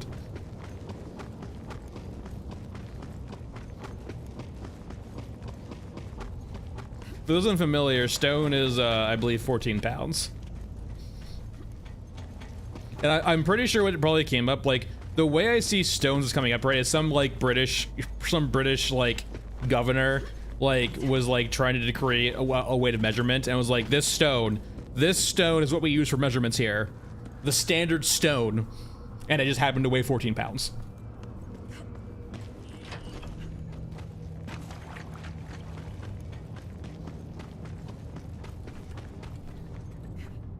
Is this new? Has this cubby always been here? Has this cubby always been here? I've never seen this cubby before. Huh. Interesting.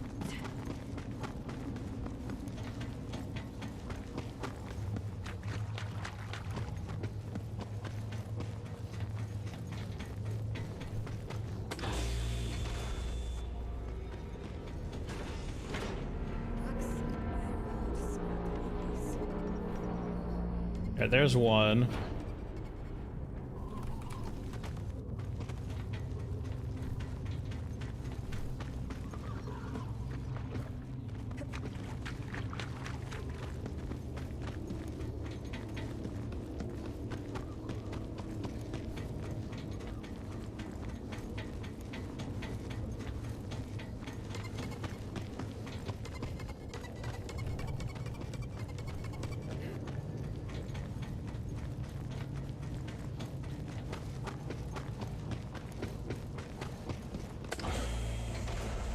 Open up.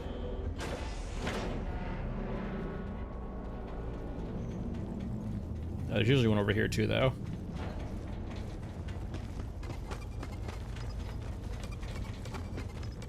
No. I said no.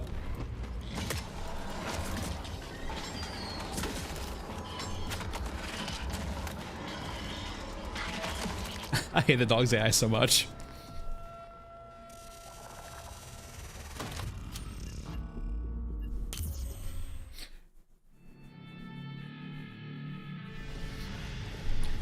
I can see through the dog's AI units, like I can see through the dog's AI pattern so easily. Wait, is this a new hell? Is this new? Has the hood, has Scarecrow ever had a hat before? What the hell is going on? Has Scarecrow ever had a hat before?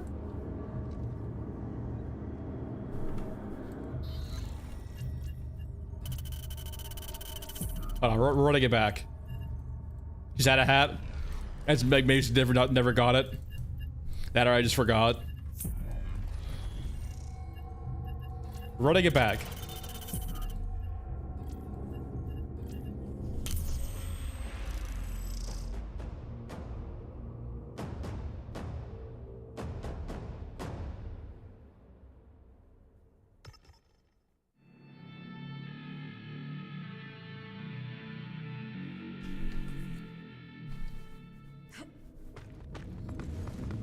Parkour! There we go.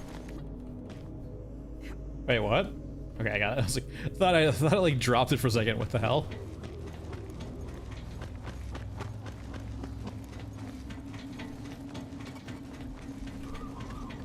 I've been waiting for this. It's broken. Damn it.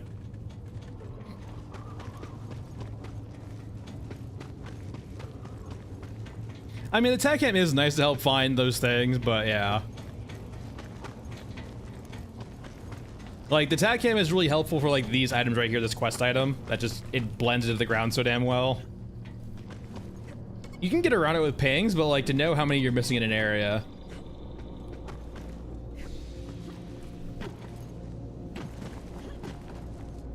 Alright, let me see what the dog's hitting up or down.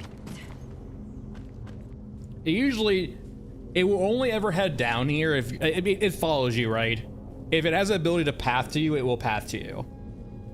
It will attempt to follow you around the map, even if it technically doesn't know where you are, allegedly.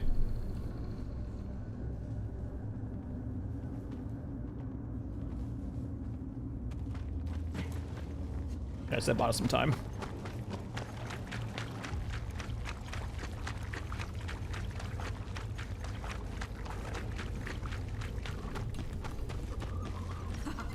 One more.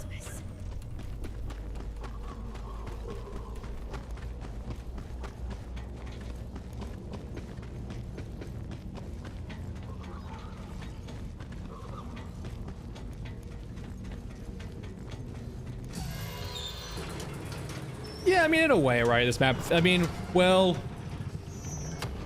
yes and no. I mean, I think you'd be hard pressed to find people who aren't fans of Alien Isolation. It's a great horror game.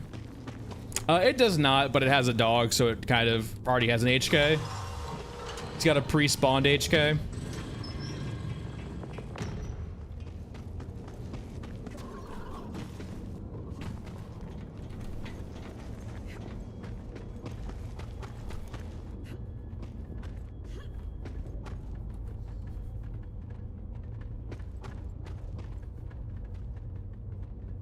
I just like the AI for the grabber right now is very like you can kind of understand how they have programmed the dog currently in regards to like following you. So like once you understand how the dog works, it kind of really breaks the illusion of the dog's intelligent at all. The dog patrols, and the dog will change its patrol path depending upon where you are on the map essentially. And it will try and follow you. Hey, beep beep.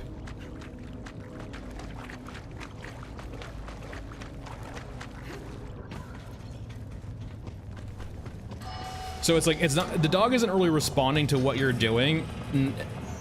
More so it's just like getting up-to-date information of where you are and patrolling differently depending upon that. Let's go.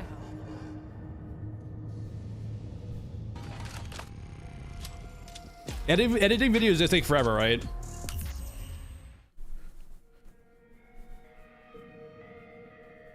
Especially if you're trying to be fancy.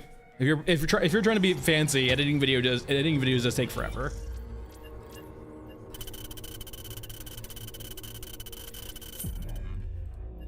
Like, well, Captain, what's like, are you editing it down? Like, well, yeah, that's gonna take forever, right? Thankfully, when like my workflow is like, I'll get a script going, I'll record the script, and then I'll find elements to fit into that, and I'll have some B-roll footage put in too. So I got a good pipeline for it, but like if you already have 4 hours of video that you're trying to compress down into like the shortest time span that you possibly, like the shortest condensed time span that makes sense to you, yeah, that's gonna be so fucking long.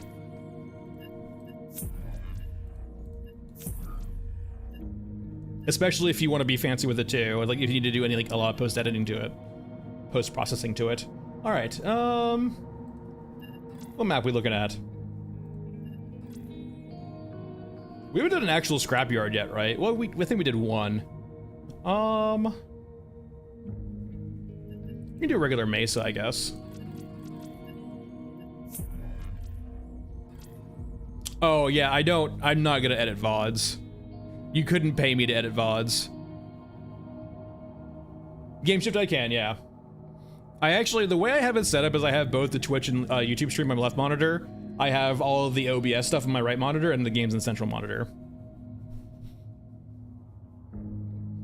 But no, I see both chats, and I try to respond to both chats. I sometimes will forget YouTube for a bit, but I'll try to, or not YouTube, but Twitch. But I'll try to make sure I keep up on it. No, well, like it's work out. I just don't see the return. Like editing VODs is painful, and I just don't think I would see the return on investment for that, right? The amount of time would take me down to edit these videos, and like what I would get out of it, it's just not worth it. It's not interesting to me either, right? I mean, I've been DMing Game Shift for like 15 to 20 years now for D&D. So like, I'm very used to managing multiple things at once.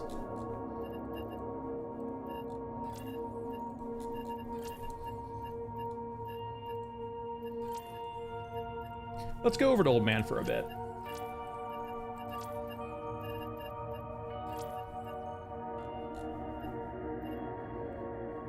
Well, like I don't mind streams that well, Eric. I think what I currently do in streams are fine. I think doing gameplay videos, right, is really getting kind of outside of the niche I'm in. Like doing like 20-30 minute gameplay videos of me just playing a game and talking and narrating and just like kind of like high real shit. Yeah, I could do that. Like I'm not trying to, you know, toot my own horn, but I'm pretty good at fucking shooting games. Like I fucking farm in Battlefield 1 all the goddamn time. But like I just don't find that interesting from like a editing perspective at all. It would probably do fine monetarily, but it's not interesting to me. Oh, Jaden, 100%. There are people who stream and then edit their videos, or rather, Jaden, you'll see it too.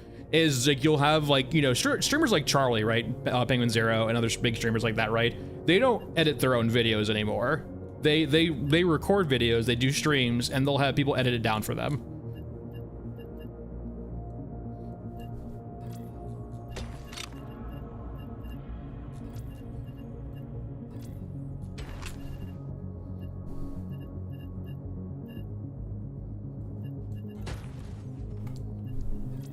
I kind of what's the use of 9mm pistols in this game, right? They don't do enough damage to be useful in any capacity at all, really.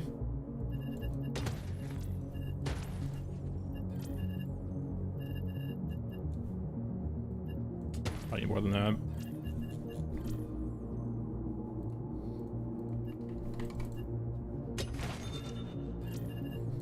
Well, it's also because Game Shift, everything's so competitive now gameplay-wise too, right? Like, the games push you to be competitive. Because, like, all of those companies see how big esports are, and they want some of that pie, right? I mean, the Glock is basically an honorary SMG, though. Like, it's a 50-round magazine and fully auto. It's basically an SMG.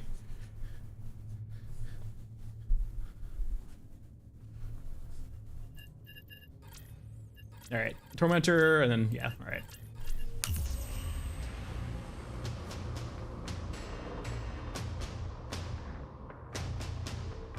I mean, you'd be surprised, Ludroth, there's tons of hobbies that are just like getting monetized the living fuck out of, right? Like Magic the Gathering, for example, like people are feeling like there is the chasing of sets that people like, you know, Marvel or like Final Fantasy and stuff like that. But Magic the Gathering's been like kind of in the end game of capitalism for a while now, where they're just like they're monetizing the shit out of everything. And so Scalpers and Pokemon, I've seen like all the horror videos of like Pokemon Scalpers, right? Just buying up all the stock. And people are proud about it too, right? That's the fucking like the worst thing about it. People were like fucking pumped to be a scalper. It's so degenerate.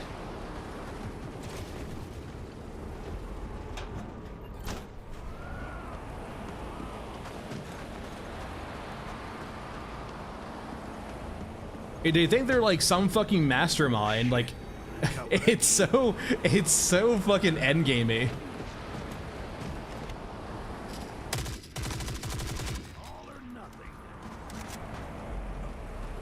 I mean, 100% Sleepy. Like I like, we're not necessarily critiquing card games as a whole. We can get into that argument like later, but like on a whole, right? It is like people buying things that are meant for like kids, right?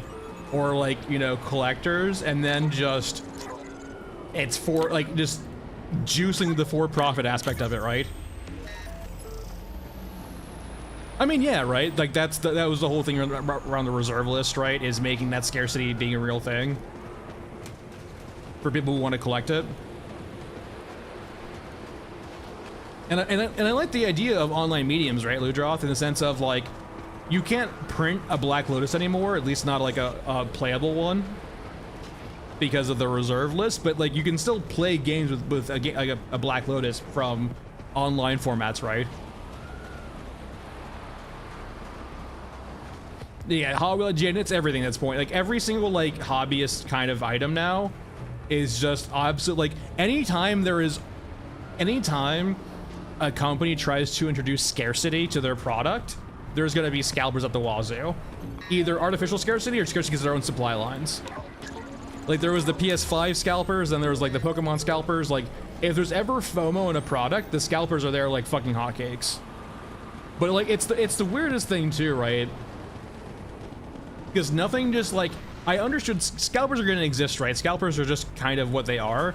But to see like people line up and like be like just look like normal people, or just like, yeah, look like normal people, just like very juiced about like scalping the shit out of products.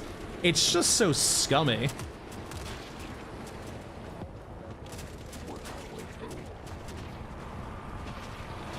It just like it really emphasizes the fuck you, I got mine mentality.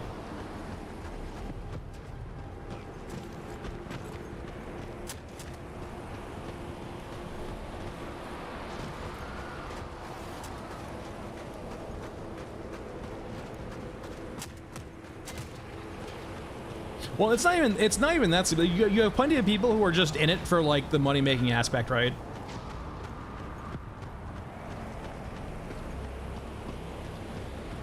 I mean, game shift, but it's the problem is game shift. It's always this like this give and take, right? It's one thing if you're offering like $1 million to someone, right? Like a life-changing amount of money. But for these people, it's like making a couple $100 to just, if that, right? And don't get me wrong too, it's also the people paying for or willing to pay for it also, right? It is a two-way street. If there was no one willing to pay the scalper price for it, it wouldn't happen. So it is a two-way street.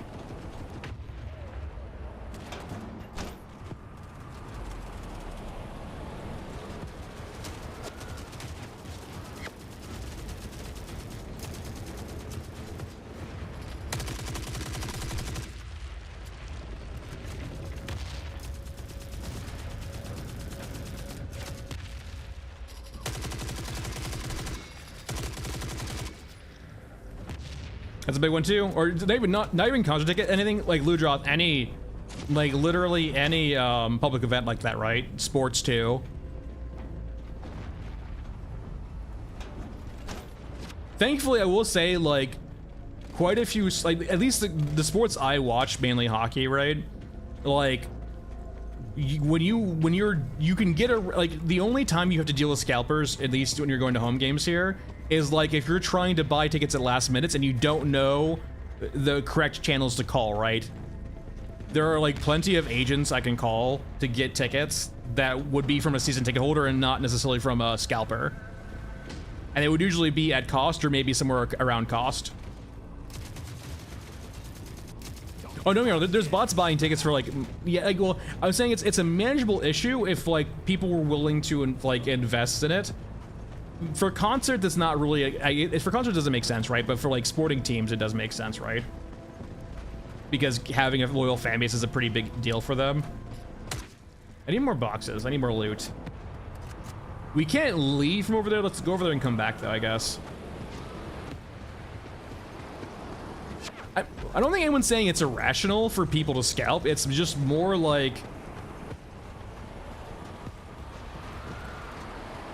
it's not that it's irrational. It's more in the sense that so many people are willing to scalp for like not like pretty minimalistic amounts of money, right? I'm not saying a couple $100 isn't a lot of money, but to make that like a conducive career or a conducive like hustle, you have to do that kind of churn continually, right? And you have to spend your profits in investing in more stock. So like, it's just it's a way of making money on the side that just does not seem like, think of it this way too. I do YouTube because I enjoy making videos, right, and content. I make less than minimum wage though, right? But I do make, you know, $500, $600, $700,000 a month from it, right? It's not worth it on a time perspective to time for me, right? Though, like there's better ways for me to make money if I wanted to do that. But we're talking about scalping, right? The amount of time and investment they have to do to like, you know, go wait in line for the stock, invest in the stock, then, you know, go to eBay or however they sell the stock, right, and sell it there, deal with sellers, package up, sell to them. Like, are they actually making lots of money in regards to their time investment, right? Like, that's the problem I'm having. It almost feels in a way a fad. It's not economical, it's just a fad. People think it's lucrative, so they go do it because they think it's lucrative and not necessarily because it is. What do you mean by tradee? I don't know that terminology.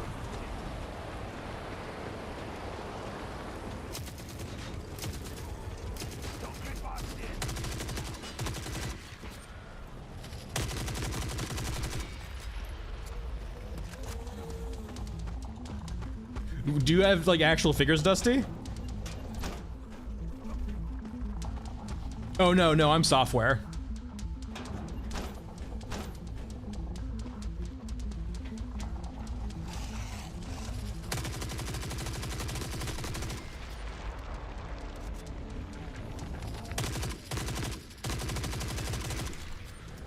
I don't need to kill you. You're safe up there.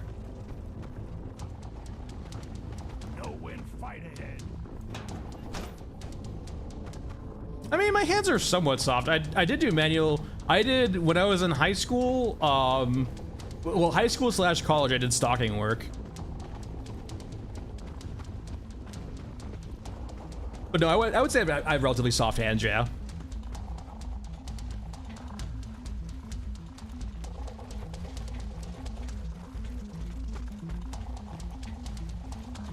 Low key, if it was like, I actually did really enjoy stalking, but only overnight stalking, right?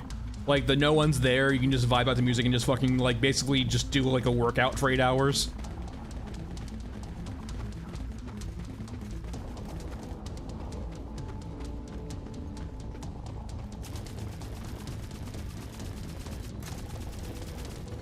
I mean, Dusty, like, is it, I'm curious though, right? Like, the more attention, it's like a negative feedback loop, right?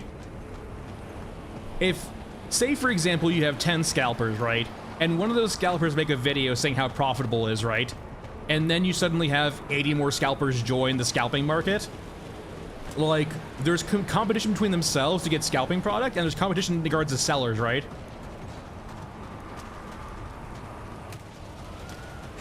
And like, Dusty, there's one element too, right? You're probably referring to, I imagine the profitable areas are the ones you can do bot scalping, right?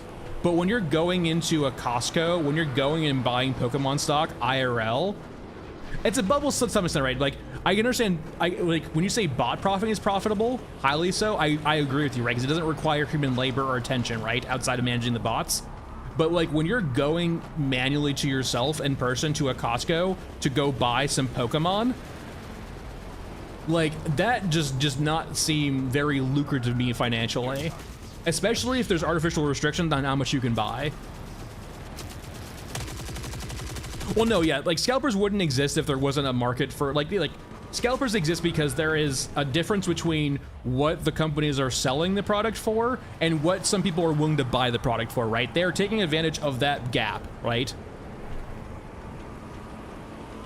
And the people who would buy it for more would buy it for less, but there's usually FOMO or scarcity, right?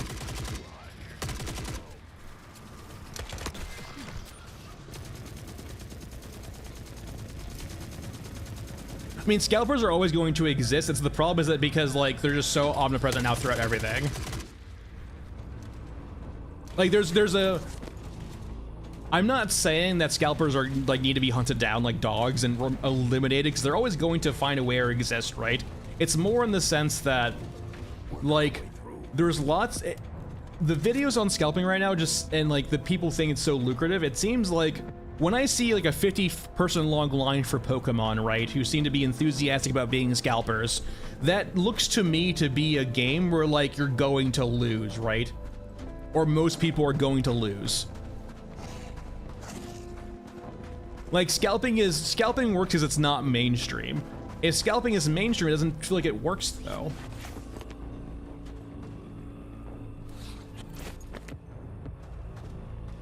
Like, if you're having to go into, like, if you could send a bot to go buy the product IRL for you, probably be great. But no, you have to go buy it IRL for yourself in a store. And if you're trying to buy lots of it, you need to go to multiple stores, right? And say, for example, like, say you buy a Pokemon pack for like $100, right? And you flip it for like $300, $400, $500. was that $400 profit worth going into a store, spending the money? Like, if you flip it immediately, it's probably really lucrative, right? But say if you sit on it for a week, right?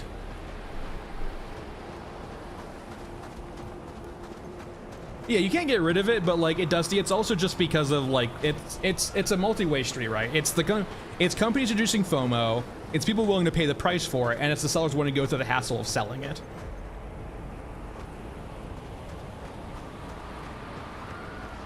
I think we're good here, right? I think I've looted most crates. There's one more over here potentially.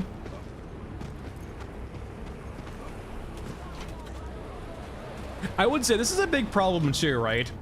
Like, going back to the game a little bit, right?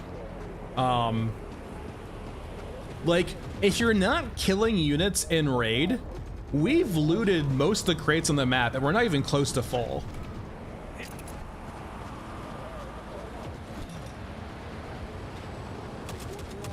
Wait, that was like a very long fuse. I actually think, Sleepy, I have a conspiracy. I have an actual conspiracy. You guys ready for my conspiracy theory?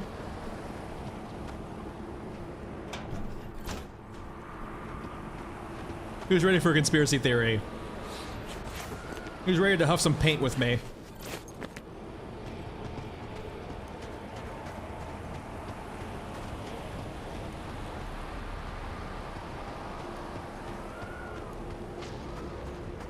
My conspiracy theory is that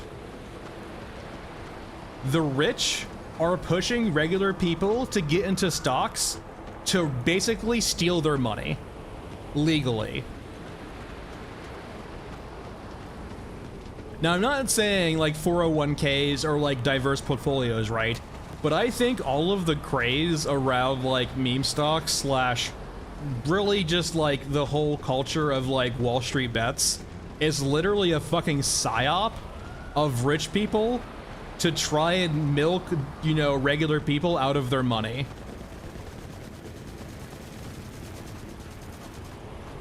And make them not realize that.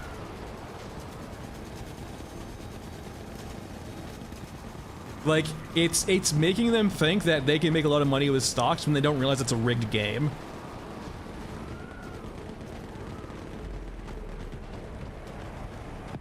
But like, I'm not even saying that like it's institutional. I'm more saying it's actually malicious. Like, there's actually rich people conspiring to like, this is how we keep the poor people poor and make the middle class poorer, is making them think stocks are a good idea. And so they can both give us money to invest in our companies with, and we can also take it from them too when we sell our stocks.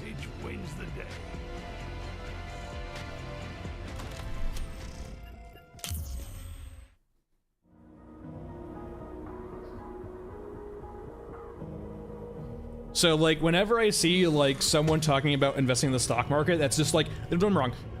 Over the long term, just like investing in a stock you like and not trying to play the market, 100% fine. But like the whole culture of Wall Street bets, I think is a fucking psyop.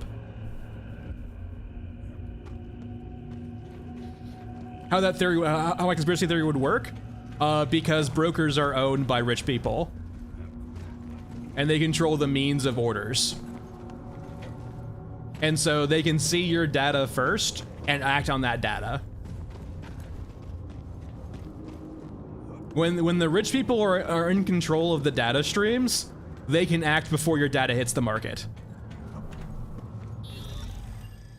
So think of it this way, right? And like, if you're trying to do some like crazy like algorithm trading where like you're making pennies or cents on trades, like they can see your trades going in through too, make the stock a penny or two like more expensive, and then sell it to you, right? They can manipulate the market before you get to it. I'm not saying they're exactly doing that, but like that's the idea, right? Is because they control the means of data getting to the market, they can see what you're doing first and act on that data. About that, Game Shift. Go look up all the order flow shit.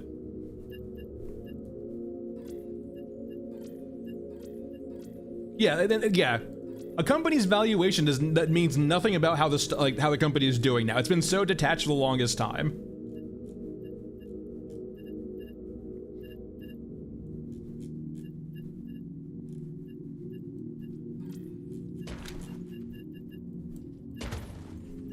Time for 50 cal time. It's gonna feel so good. It's gonna feel so damn good.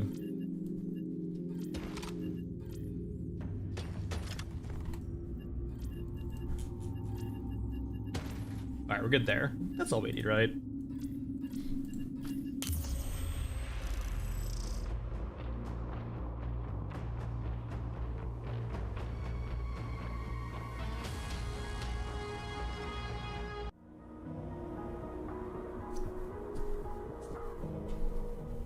But no, having a strong middle, having people with the means, like,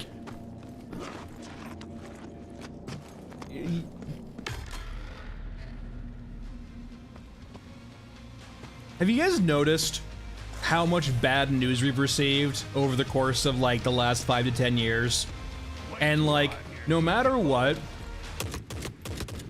even if the market dips for like a day or a week, it always rebounds harder than before. It's like a never collapsing bubble. It's crazy. 100% game shift. Like, yeah, this is not me saying never like invest your money. It's more in the sense of never just try and play the market. Invest in stocks you like, invest in indexes if you're trying to do long-term stuff, and just sit on your money.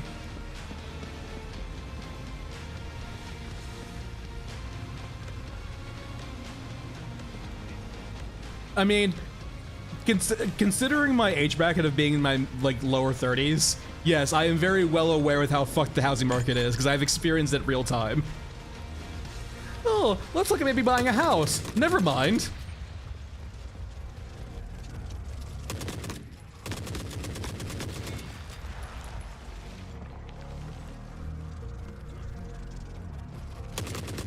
I mean, it's as long as, well, Ludroth, it will never pop, and while for-profit companies can buy real estate assets in bulk.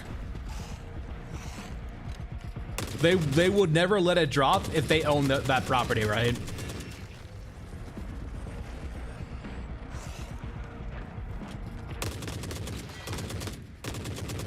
I'm actually game shift. Weirdly enough, I think that's beautiful because you know what's gonna happen? We're gonna get to the point where like AI replaces all of them. And they're gonna be like, oh shit. Like, you thought software devs are gonna be out of a fucking job? How about the actual investors? You've been replaced.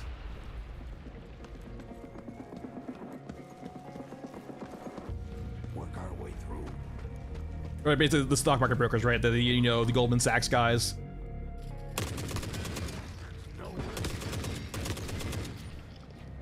Let them feel the pain first.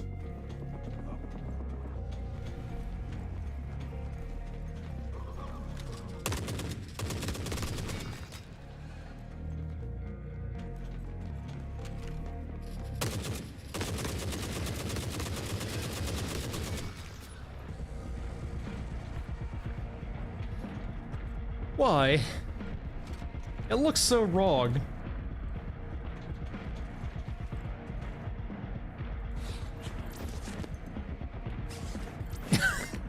So there's endlessly leveraging money.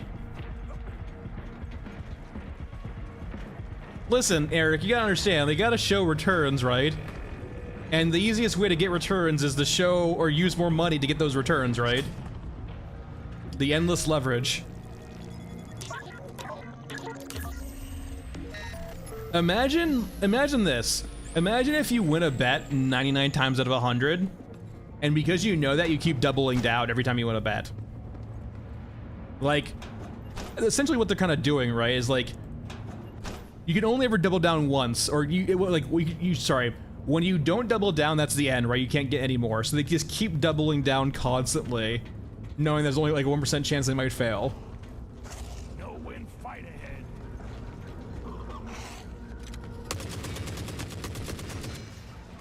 Leave me alone.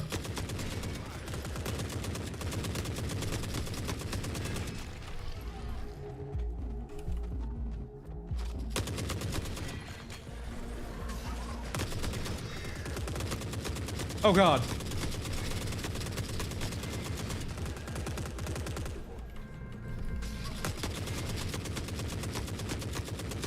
Alright, everything's fine. Everything's fine. Okay, hacked you, we're good. Hey, Basilisk. Oh god.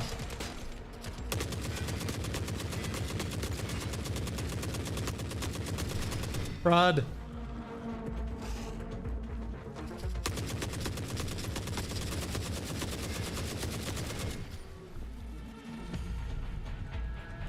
Well, yeah, dwarf pig. The crashes have been happening forever now, right? But it seems that they're somewhat immune now, or rather resilient. Like they're not letting.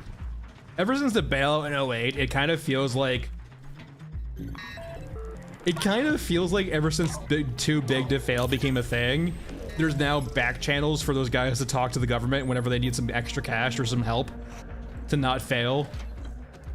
Because like, if you're gonna go ahead and do it, right? Why not just skip the bad PR and just do it behind closed doors? Pick your targets.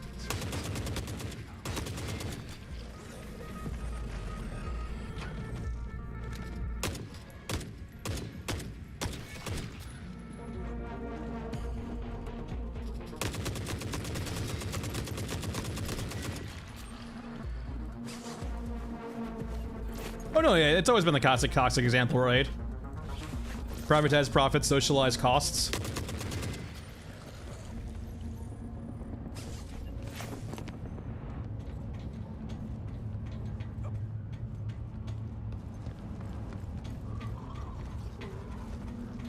Look for gaps. Maybe I need to. we can slip past. Can you guys please move? I need to activate my thing.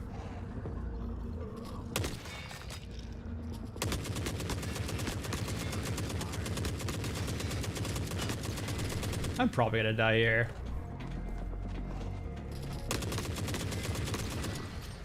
Go, go, go, go.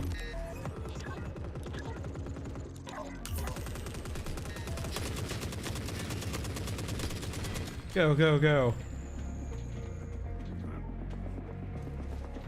Don't get boxed in. Spread out.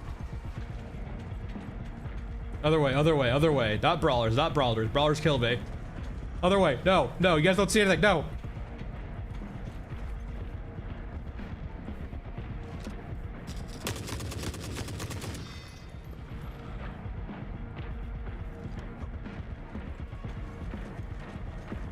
Just keep running. Pick your targets. Parkour. Shot count.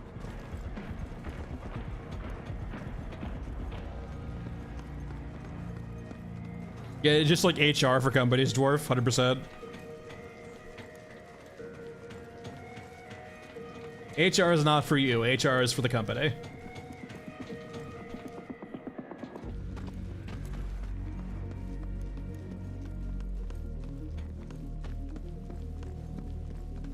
It's always been so insane to me too, how like, it's one thing to be ignorant about like what you do as HR when you get into it, but at some point, right, you just gotta like understand that you just turn into a corporate shill. Oh shit, we made it. Perfect. Not even close to death. I love the scar.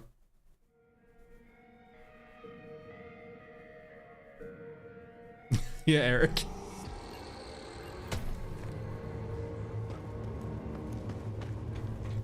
I mean, thankfully, dwarf. I mean, like, I will say on the nice side of that though, like the idea of exoskeletons, like not like the active ones, but the passive ones, for like people who do manual labor, is really nice.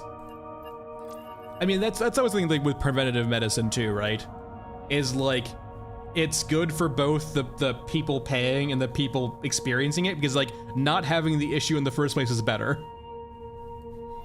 That's, you know, if you save your knees, I save money and you save your knees, so it's a win-win.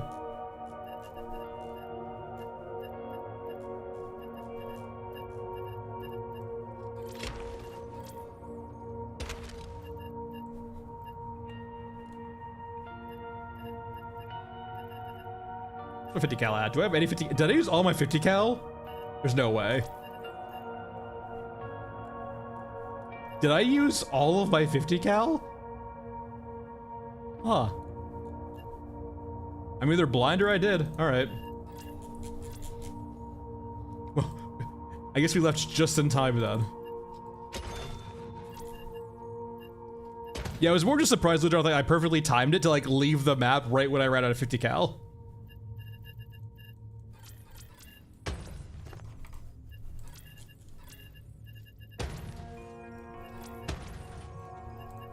Alright, let's find a quest. So, is this from... You get residue from killing Rat King, right? That's how that works?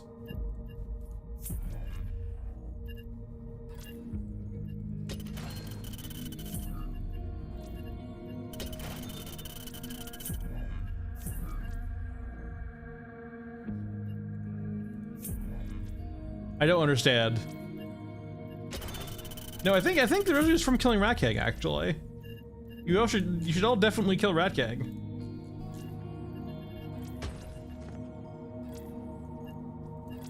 It's the only way to complete that quest is killing Rat King.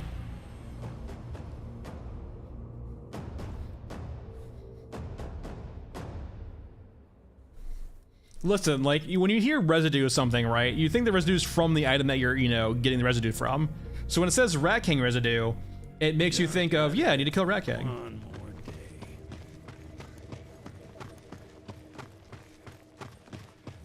I mean, yeah, my finger tripped. My finger, like, listen, I have Tourette's for the finger. I just can't control it sometimes. Like, look, I didn't mean to fire there, it just happened.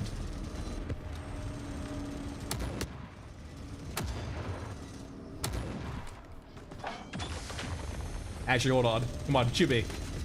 Oh yeah, get fucking punked out, bitch.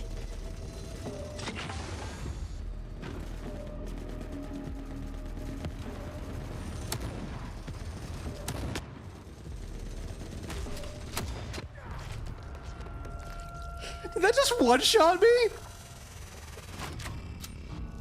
How did I just die in one shot? Wait, what? Did I get headshot by a grenade launcher? How the fuck did that happen?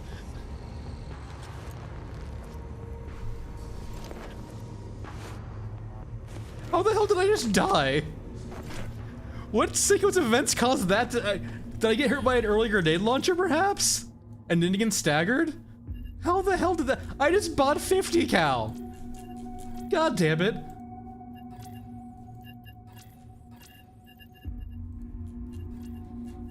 What the hell is going on here? I mean, all that means, right? All that means I gotta make something bigger. That's all that means. I have other solutions now. Medicine, though, is not great.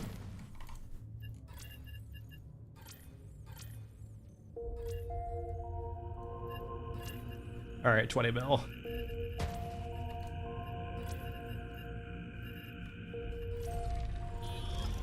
You know, I got a little bit buggy. We're gonna go grenades, or one grenade.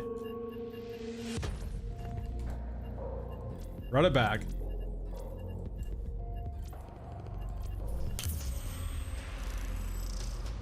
Maybe, but sleepy. That's usually always the case, right? When you get hit by explosives. I get hit by grenade. Maybe they up the grenade launcher damage for maybe pyro?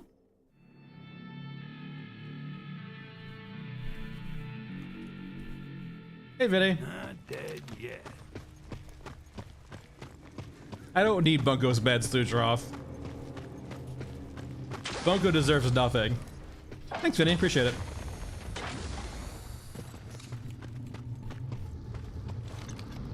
Vinny has moved on from like Pavlov dogging me and Pavlov dogging everyone now.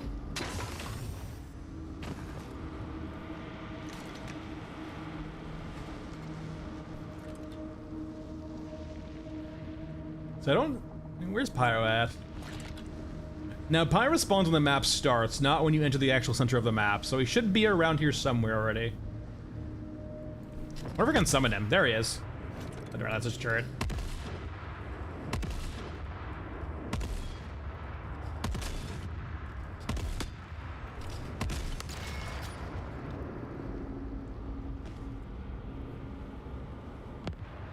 Where's Pyro at?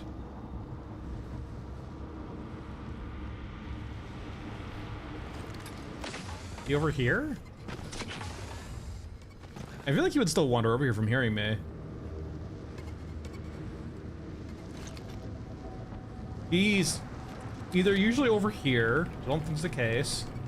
He can be in the center here, or he's gonna be like over here, over here. I don't see him over here. So I'm kind of, wait. There's a gotcha there, I'm guessing it's a gotcha. Alright, let's head down. He could be to the left over here too, but I don't see him. Usually out in the field you can actually tell. So I'm guessing to the right. Either to the right or like back behind that over there.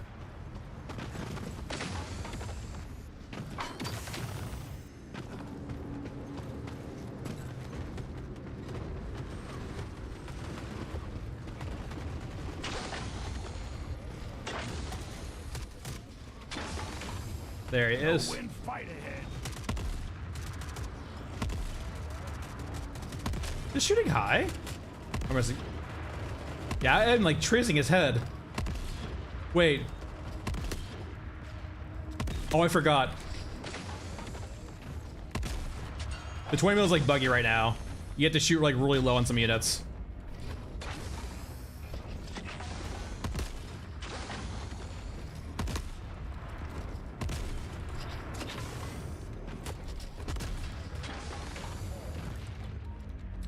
Yeah, right. The 20 mil is like really bugged right now. See, that didn't kill me instantly. Yeah, so when you're using the 20 mil, like you have to shoot like really low. The hitbox in the 20 mil I don't think is correct right now. Like, hold on. We did it there. It was the.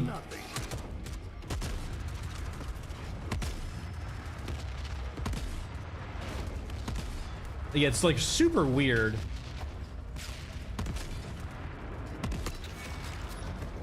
Like it's shooting quite high.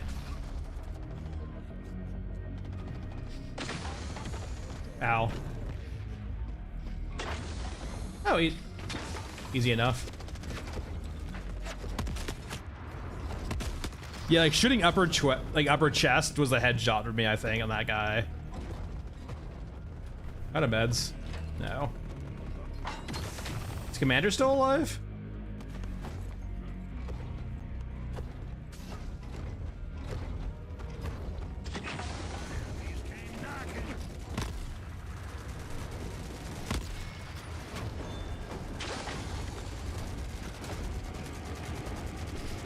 You know what, Toothy?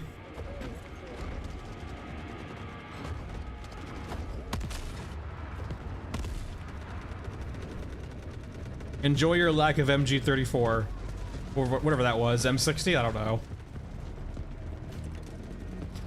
Yeah, like that's a headshot right there, I'm pretty sure. Like aiming like center to mid chest.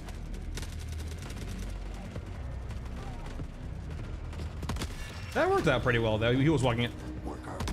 Yeah, it's so weird. Huh. Oh, I was crouched there. Hold on, let's try standing up. No, that still works too. What's going on with Pyro?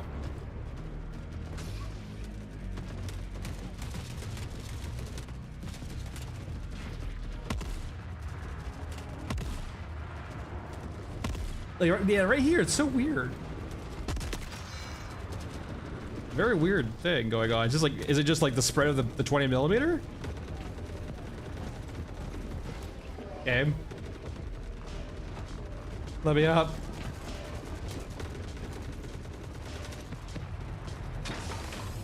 Whoa, whoa, whoa, whoa. Fucking HKs. So that worked out pretty well. That worked out well. Huh. Seems definitely inconsistent. Yeah, it seems like RNG bullets.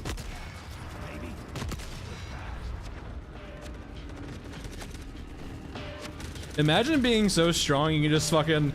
This is a solo therm, by the way, right? I think it's miniaturized though, for sure. But still, you're shooting a 20mm anti-tank rifle from the shoulder, standing up. Like, your poor shoulder.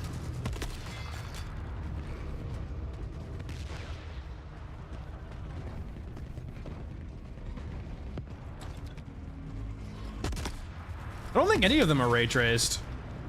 I haven't like actually checked, but I'm pretty sure all bullet are projectiles in this game.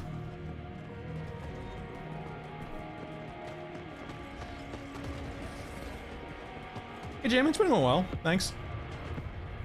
Mess around a little bit. I haven't like I can't say you're exactly wrong because I haven't actually like sat down and checked, but I'm pretty sure they're all projectiles. They're either projectiles or they have like a weird like they've done a weird way of doing ray tracing where like they actually delay the damage they do from ray tracing. No, I think the tracer is real.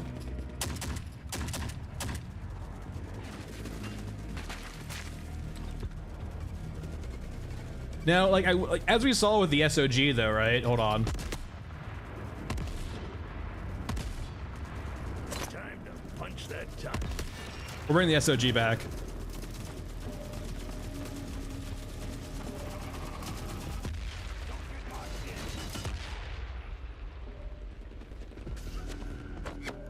Oh, 100%, like, yeah, like a gun like a railgun, like that's the time to use a hit scan gun, right? Or that's times to have like, Easy day. yeah, like that's the time to use sci-fi elements, right? Like a hit scan with a sci-fi gun. To give it that feeling of it being like so fast it does not care.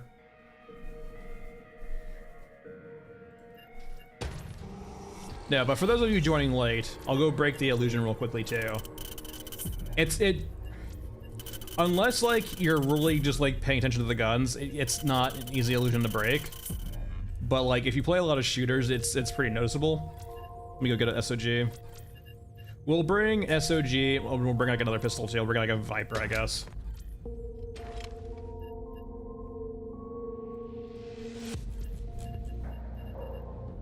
And I'll bring 45. Bring some 9mm. Bring some 45. Bring a few grenades for funsies. Bring a few meds, just in case.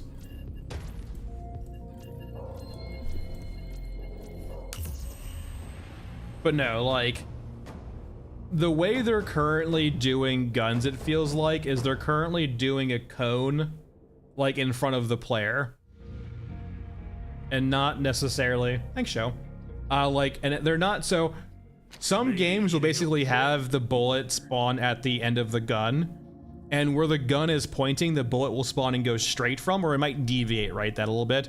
But some, like Helldivers, for example, I believe spawns the projectile from the gun itself, and always heading out from the muzzle in a straight direction, right? So if you're clipping into something, if your gun's moving around, it will spawn and like move like that, right? What gun was it that we shot earlier? Ignore it, don't look at it. Is it this one? This one's doing a pretty good job though. What gun we were using earlier was really bad. It was Scav Girl plus something, right?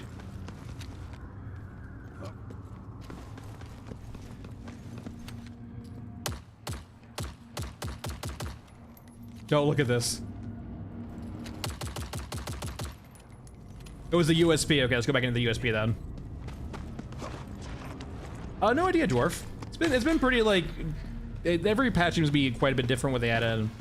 You usually expect probably a new map, usually, but sometimes not with the most recent monthly patches. Work our way through.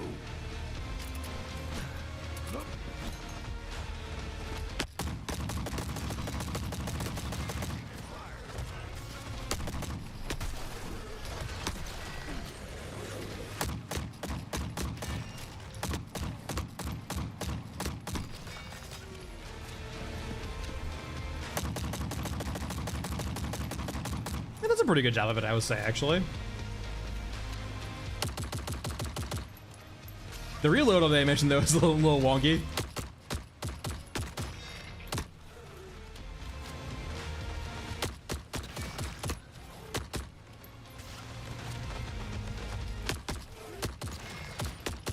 No, leave me alone.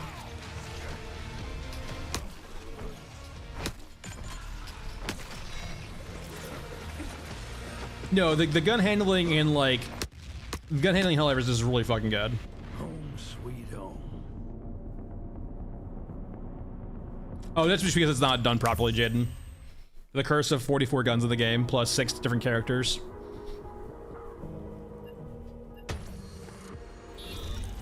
Alright, so I guess let's go back to Scav Girl. I think it was a USP on Scav Girl, I think. We'll bring the USP and we'll bring the R8.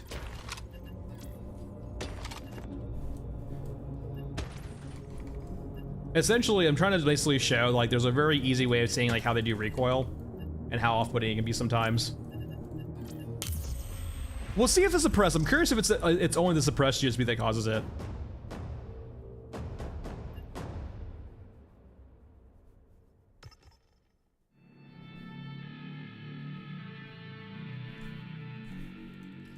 Oh, there we go. Yeah, just the USB. So like this is where the illusion breaks, right? Like it's pretty good on most other guns, but like you can see here that it's still spawning at the end of the muzzle, I think, but it's like it doesn't really care about where the actual barrel's pointing, right? It might just be a Scav Girl issue too, actually. Like look at Scav Girl on the R8 also.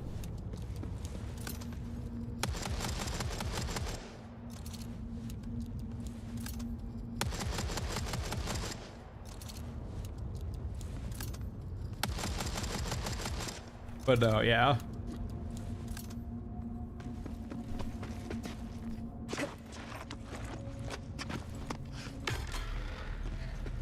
But like right now, like that's like one of the reasons why the guns don't feel great right now. They're not bad, but they're not great either. It's just because there's lots of instances of just it feeling detached at times.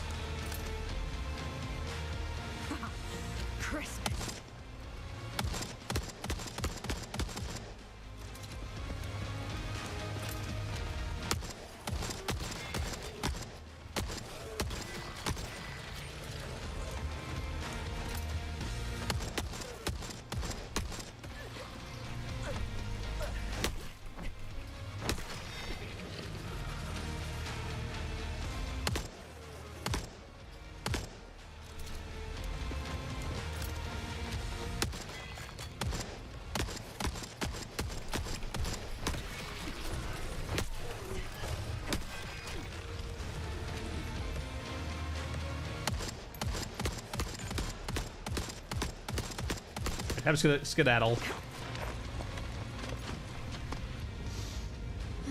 But no, yeah, the USB kind of showed. I think it might just be a Scav Girl thing too, right?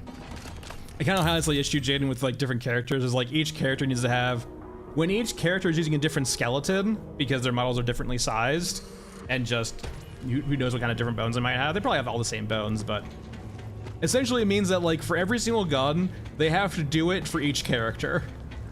So 44 times 6. And they can probably like reuse or use them as bases too, right? But there is going to be fine tuning they have to do for each one. So it's just a lot of work.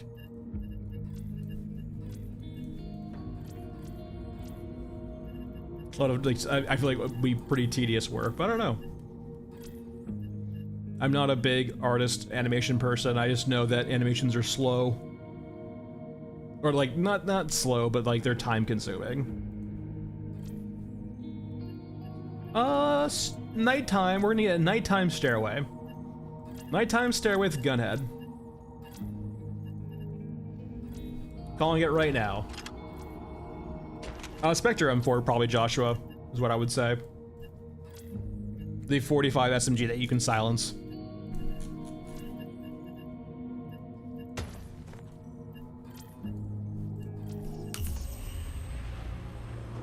And like, I wouldn't even say it's that close either, to be honest.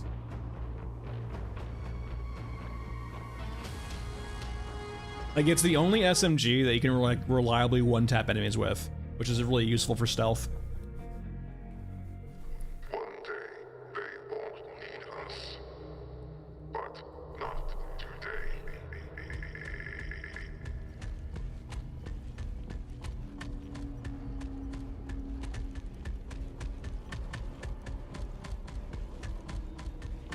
This is not looking like nighttime.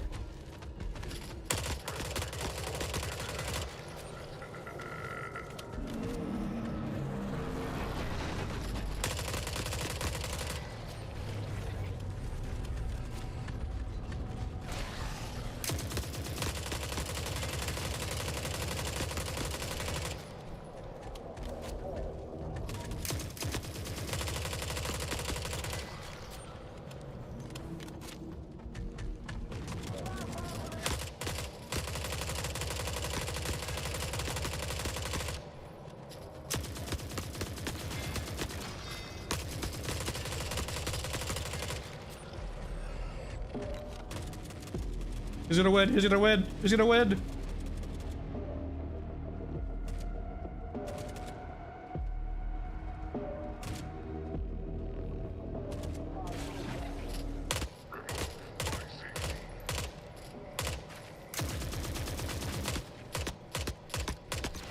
I win. That's who won.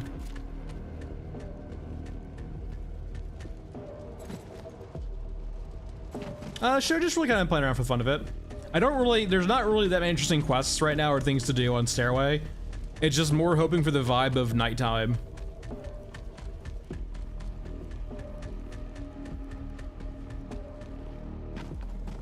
If you're unfamiliar, the maps will have different variants, and the nighttime variant of this map is really cool.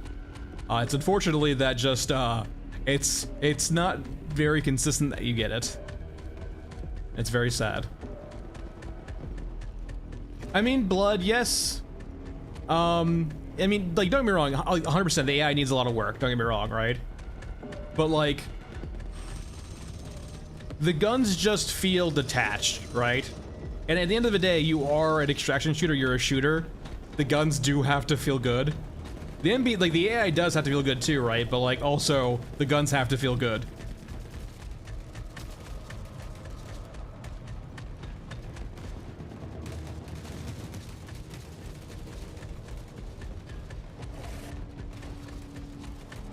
Favorite game of, like, all time or just recently? Delete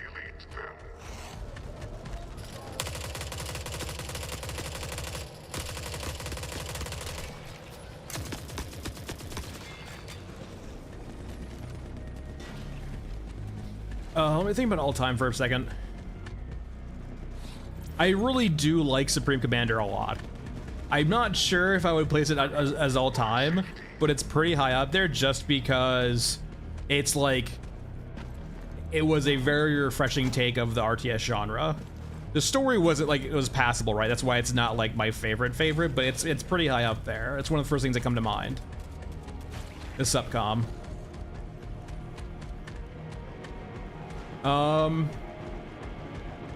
After that, I do the original Left 4 Dead 1 and 2. I probably have more hours in Left 4 Dead 2. Left 4 Dead 2 is like up there in regards to like one of my favorite games of all time. I have spent many of hours in co-op there, and it was like, and the PvP was pretty good too, right? The PvP really rewarded teamwork on both sides.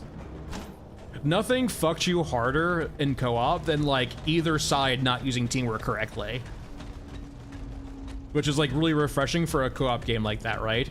Like if you perfectly synced your work as an infected, like you could beat the living shit out of survivors, and the survivors perfectly work together too. I imagine it does. It's just any old game, right? There's, like the meta develops and figures out, and like there's always, it was good because everyone wasn't as sweaty, right? It was just kind of a fun experience to have. But like now, when you have like probably players and infected who are like, they're like, you know, I've played this game for 5K hours, I know every exploit spot. It's probably pretty lame.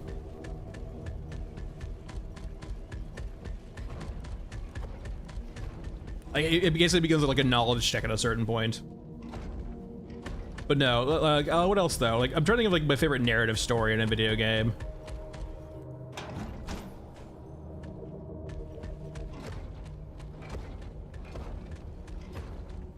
I don't want to say Half-Life 2 either. Like, Half-Life's good, don't get me wrong, but I wouldn't say Half-Life's my favorite. I can't recall like what my favorite is, but like I just don't feel like it's Half-Life 1 or 2. They're great games, don't get me wrong, but I'm not sure if they're up there all that much. I mean, you make anything PvP, right? I'm sure the Left 4 Dead regular community is perfectly fine though too. And that game was like so good at launch. It was just so well done.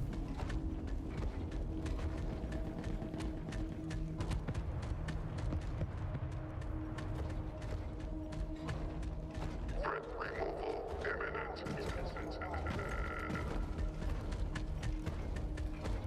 I'm trying to think, like, I feel like there's a game I can't think of right now, but I know.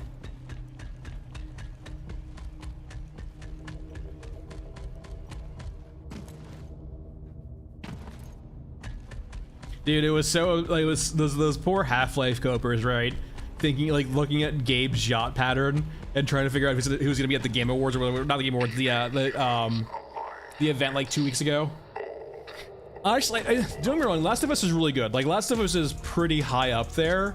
I don't think it would be my favorite, but like Last of Us The Last of Us 1 is a very good game.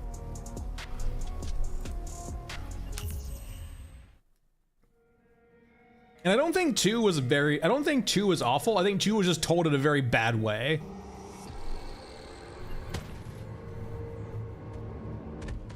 I think the story structure that they used for 2 was awful.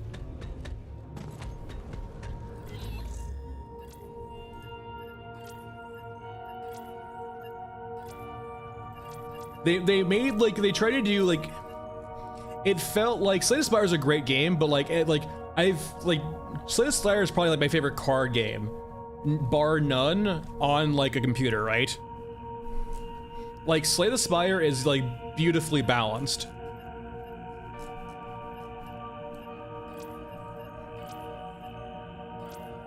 Titanfall 2's story, like, yeah, Titanfall 2's campaign is very short and sweet. Like, yeah, Titanfall 2 is a very good campaign. It's very short, but it's very good.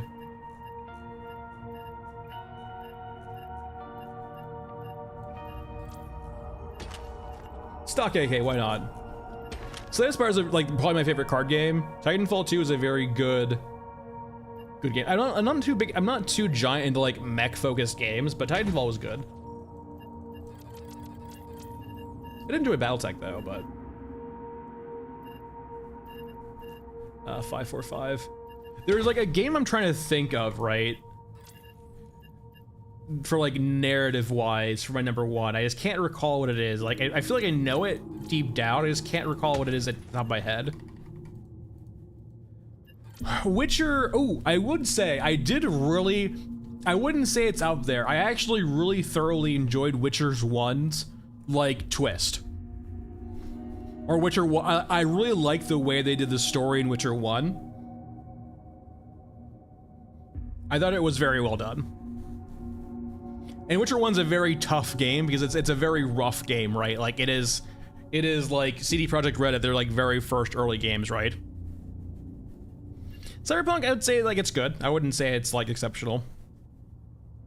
As a cohesive game overall, like it's great when they fixed it, right? But like story-wise, it's good, but it's pretty like, I would say Cyberpunk 2077 is pretty bog standard sci-fi in regards to its like the philosophy it's asking you.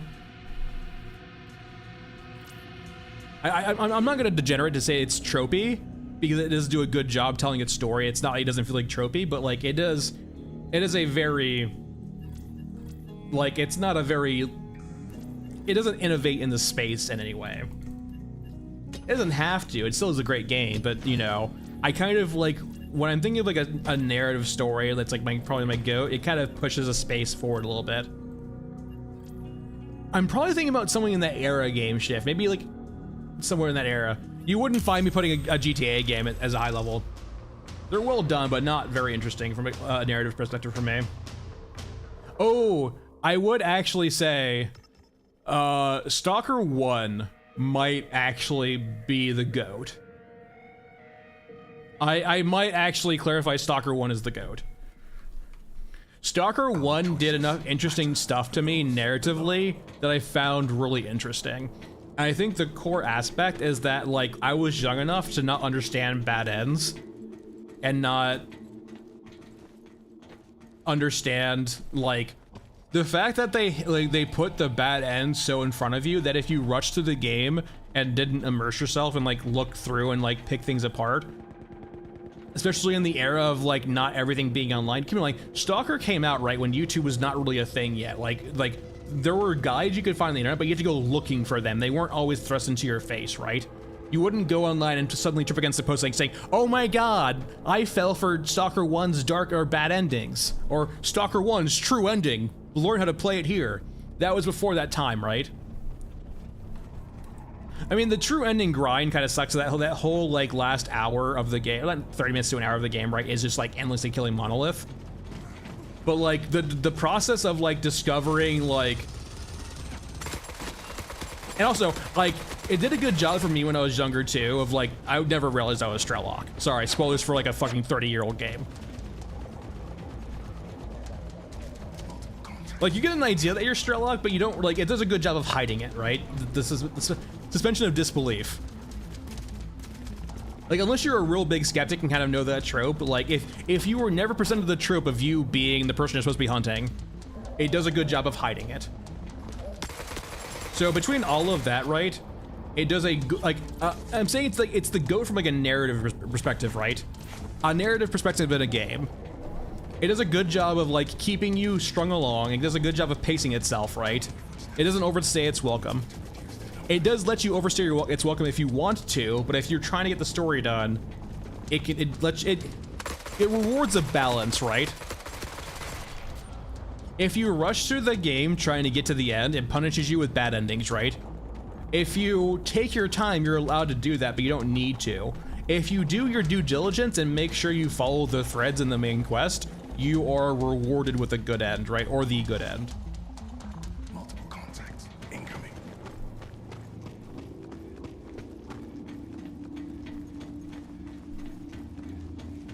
Yeah, I'm not a big fan of Stalker 2, though.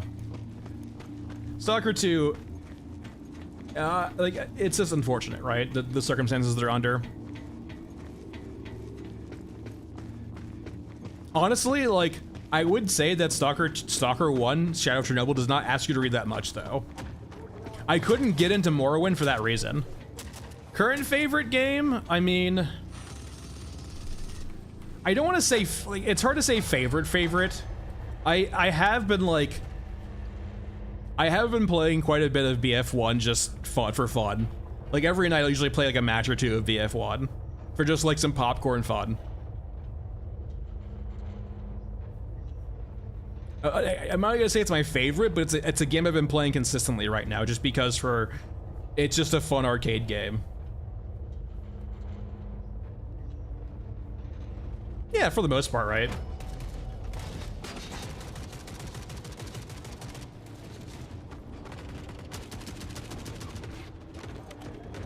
All signs point to this. Now bring it home. Thanks, Jaden. Just call me Uncle. Or Unk. Whatever the fucking Zoomers call uncles nowadays. I've seen it. I've never pulled the trigger on it.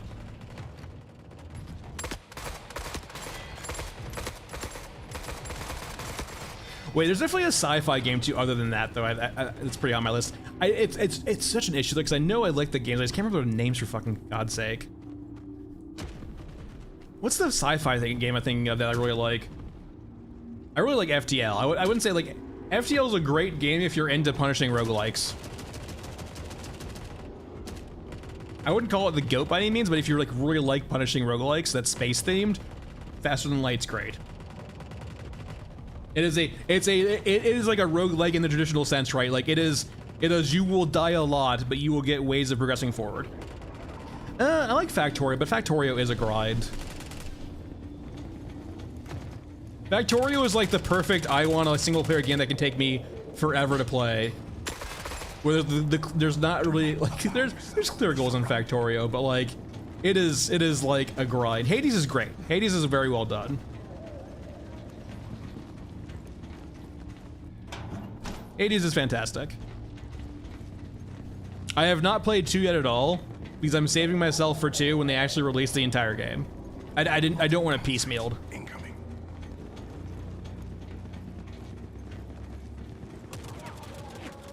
All right, explosives. We haven't seen Captain Chin all day, so it's time for Captain Chin. The city provides sustenance. Yeah, I mean, I would say Dwarf. I've always had issues with Fallouts. I've always had issues with the pacings of Fallout games. Like, I'm not a big person on sandboxy type of games, which is probably why. The most amount of sandbox I like in my games is, like, Stalker. The older ones, not the newer ones. I don't like Stalker 2's open world. I actually think it makes the game worse.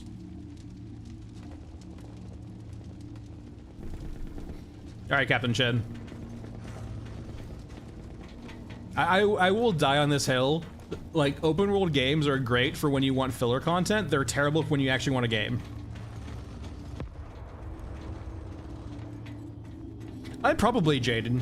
I know there's a bunch of sweats though that are getting into it also, but I'll probably try it out. It looks really good.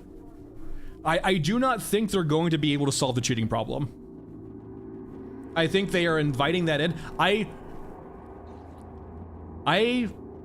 Within 6 months of Arc Raiders coming out, I guarantee you they will be announcing a PvE mode. Not enough guns for this. Let's move quiet.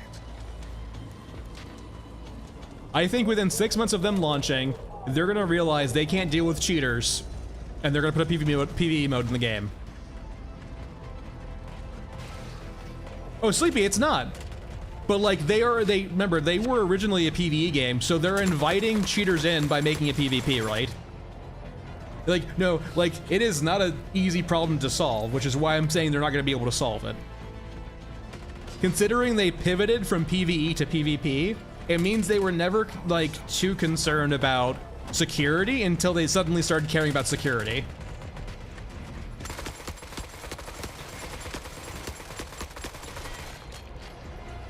Well, Jaden, so whenever you have a game, like an extraction, well, the first thing is, whenever you have a PvP game, right, you're gonna get cheaters.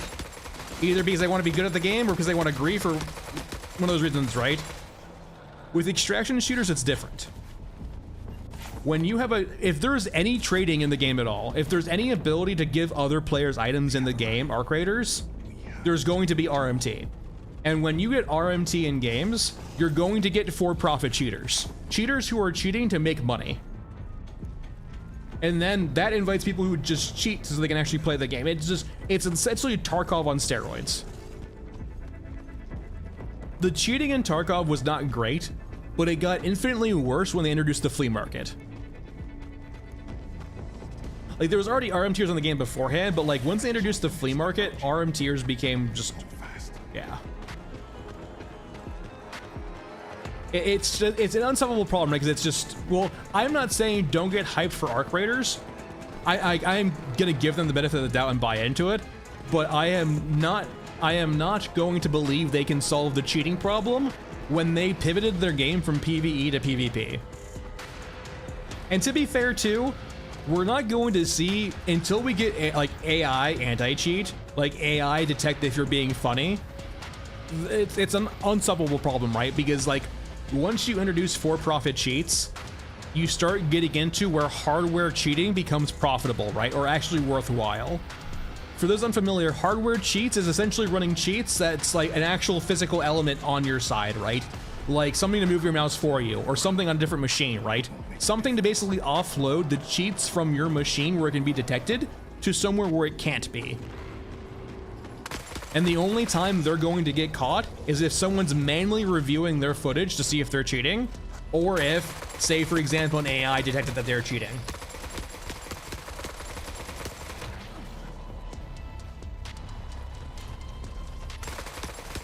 And keep in mind too, right? Like, that's been an issue for a very long time. It just becomes more mainstream because it's for profit now.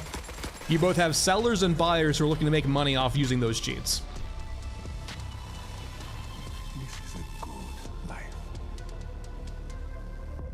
And so, like, it will be fine for a very long... Oh no, game chat, that's what I'm saying. You see that with Tarkov too, right? Like, every single extraction shooter has been pivoting over to having an offline PvE mode, or just a PvE mode, right? Not even offline. There's a separate PvE mode, right?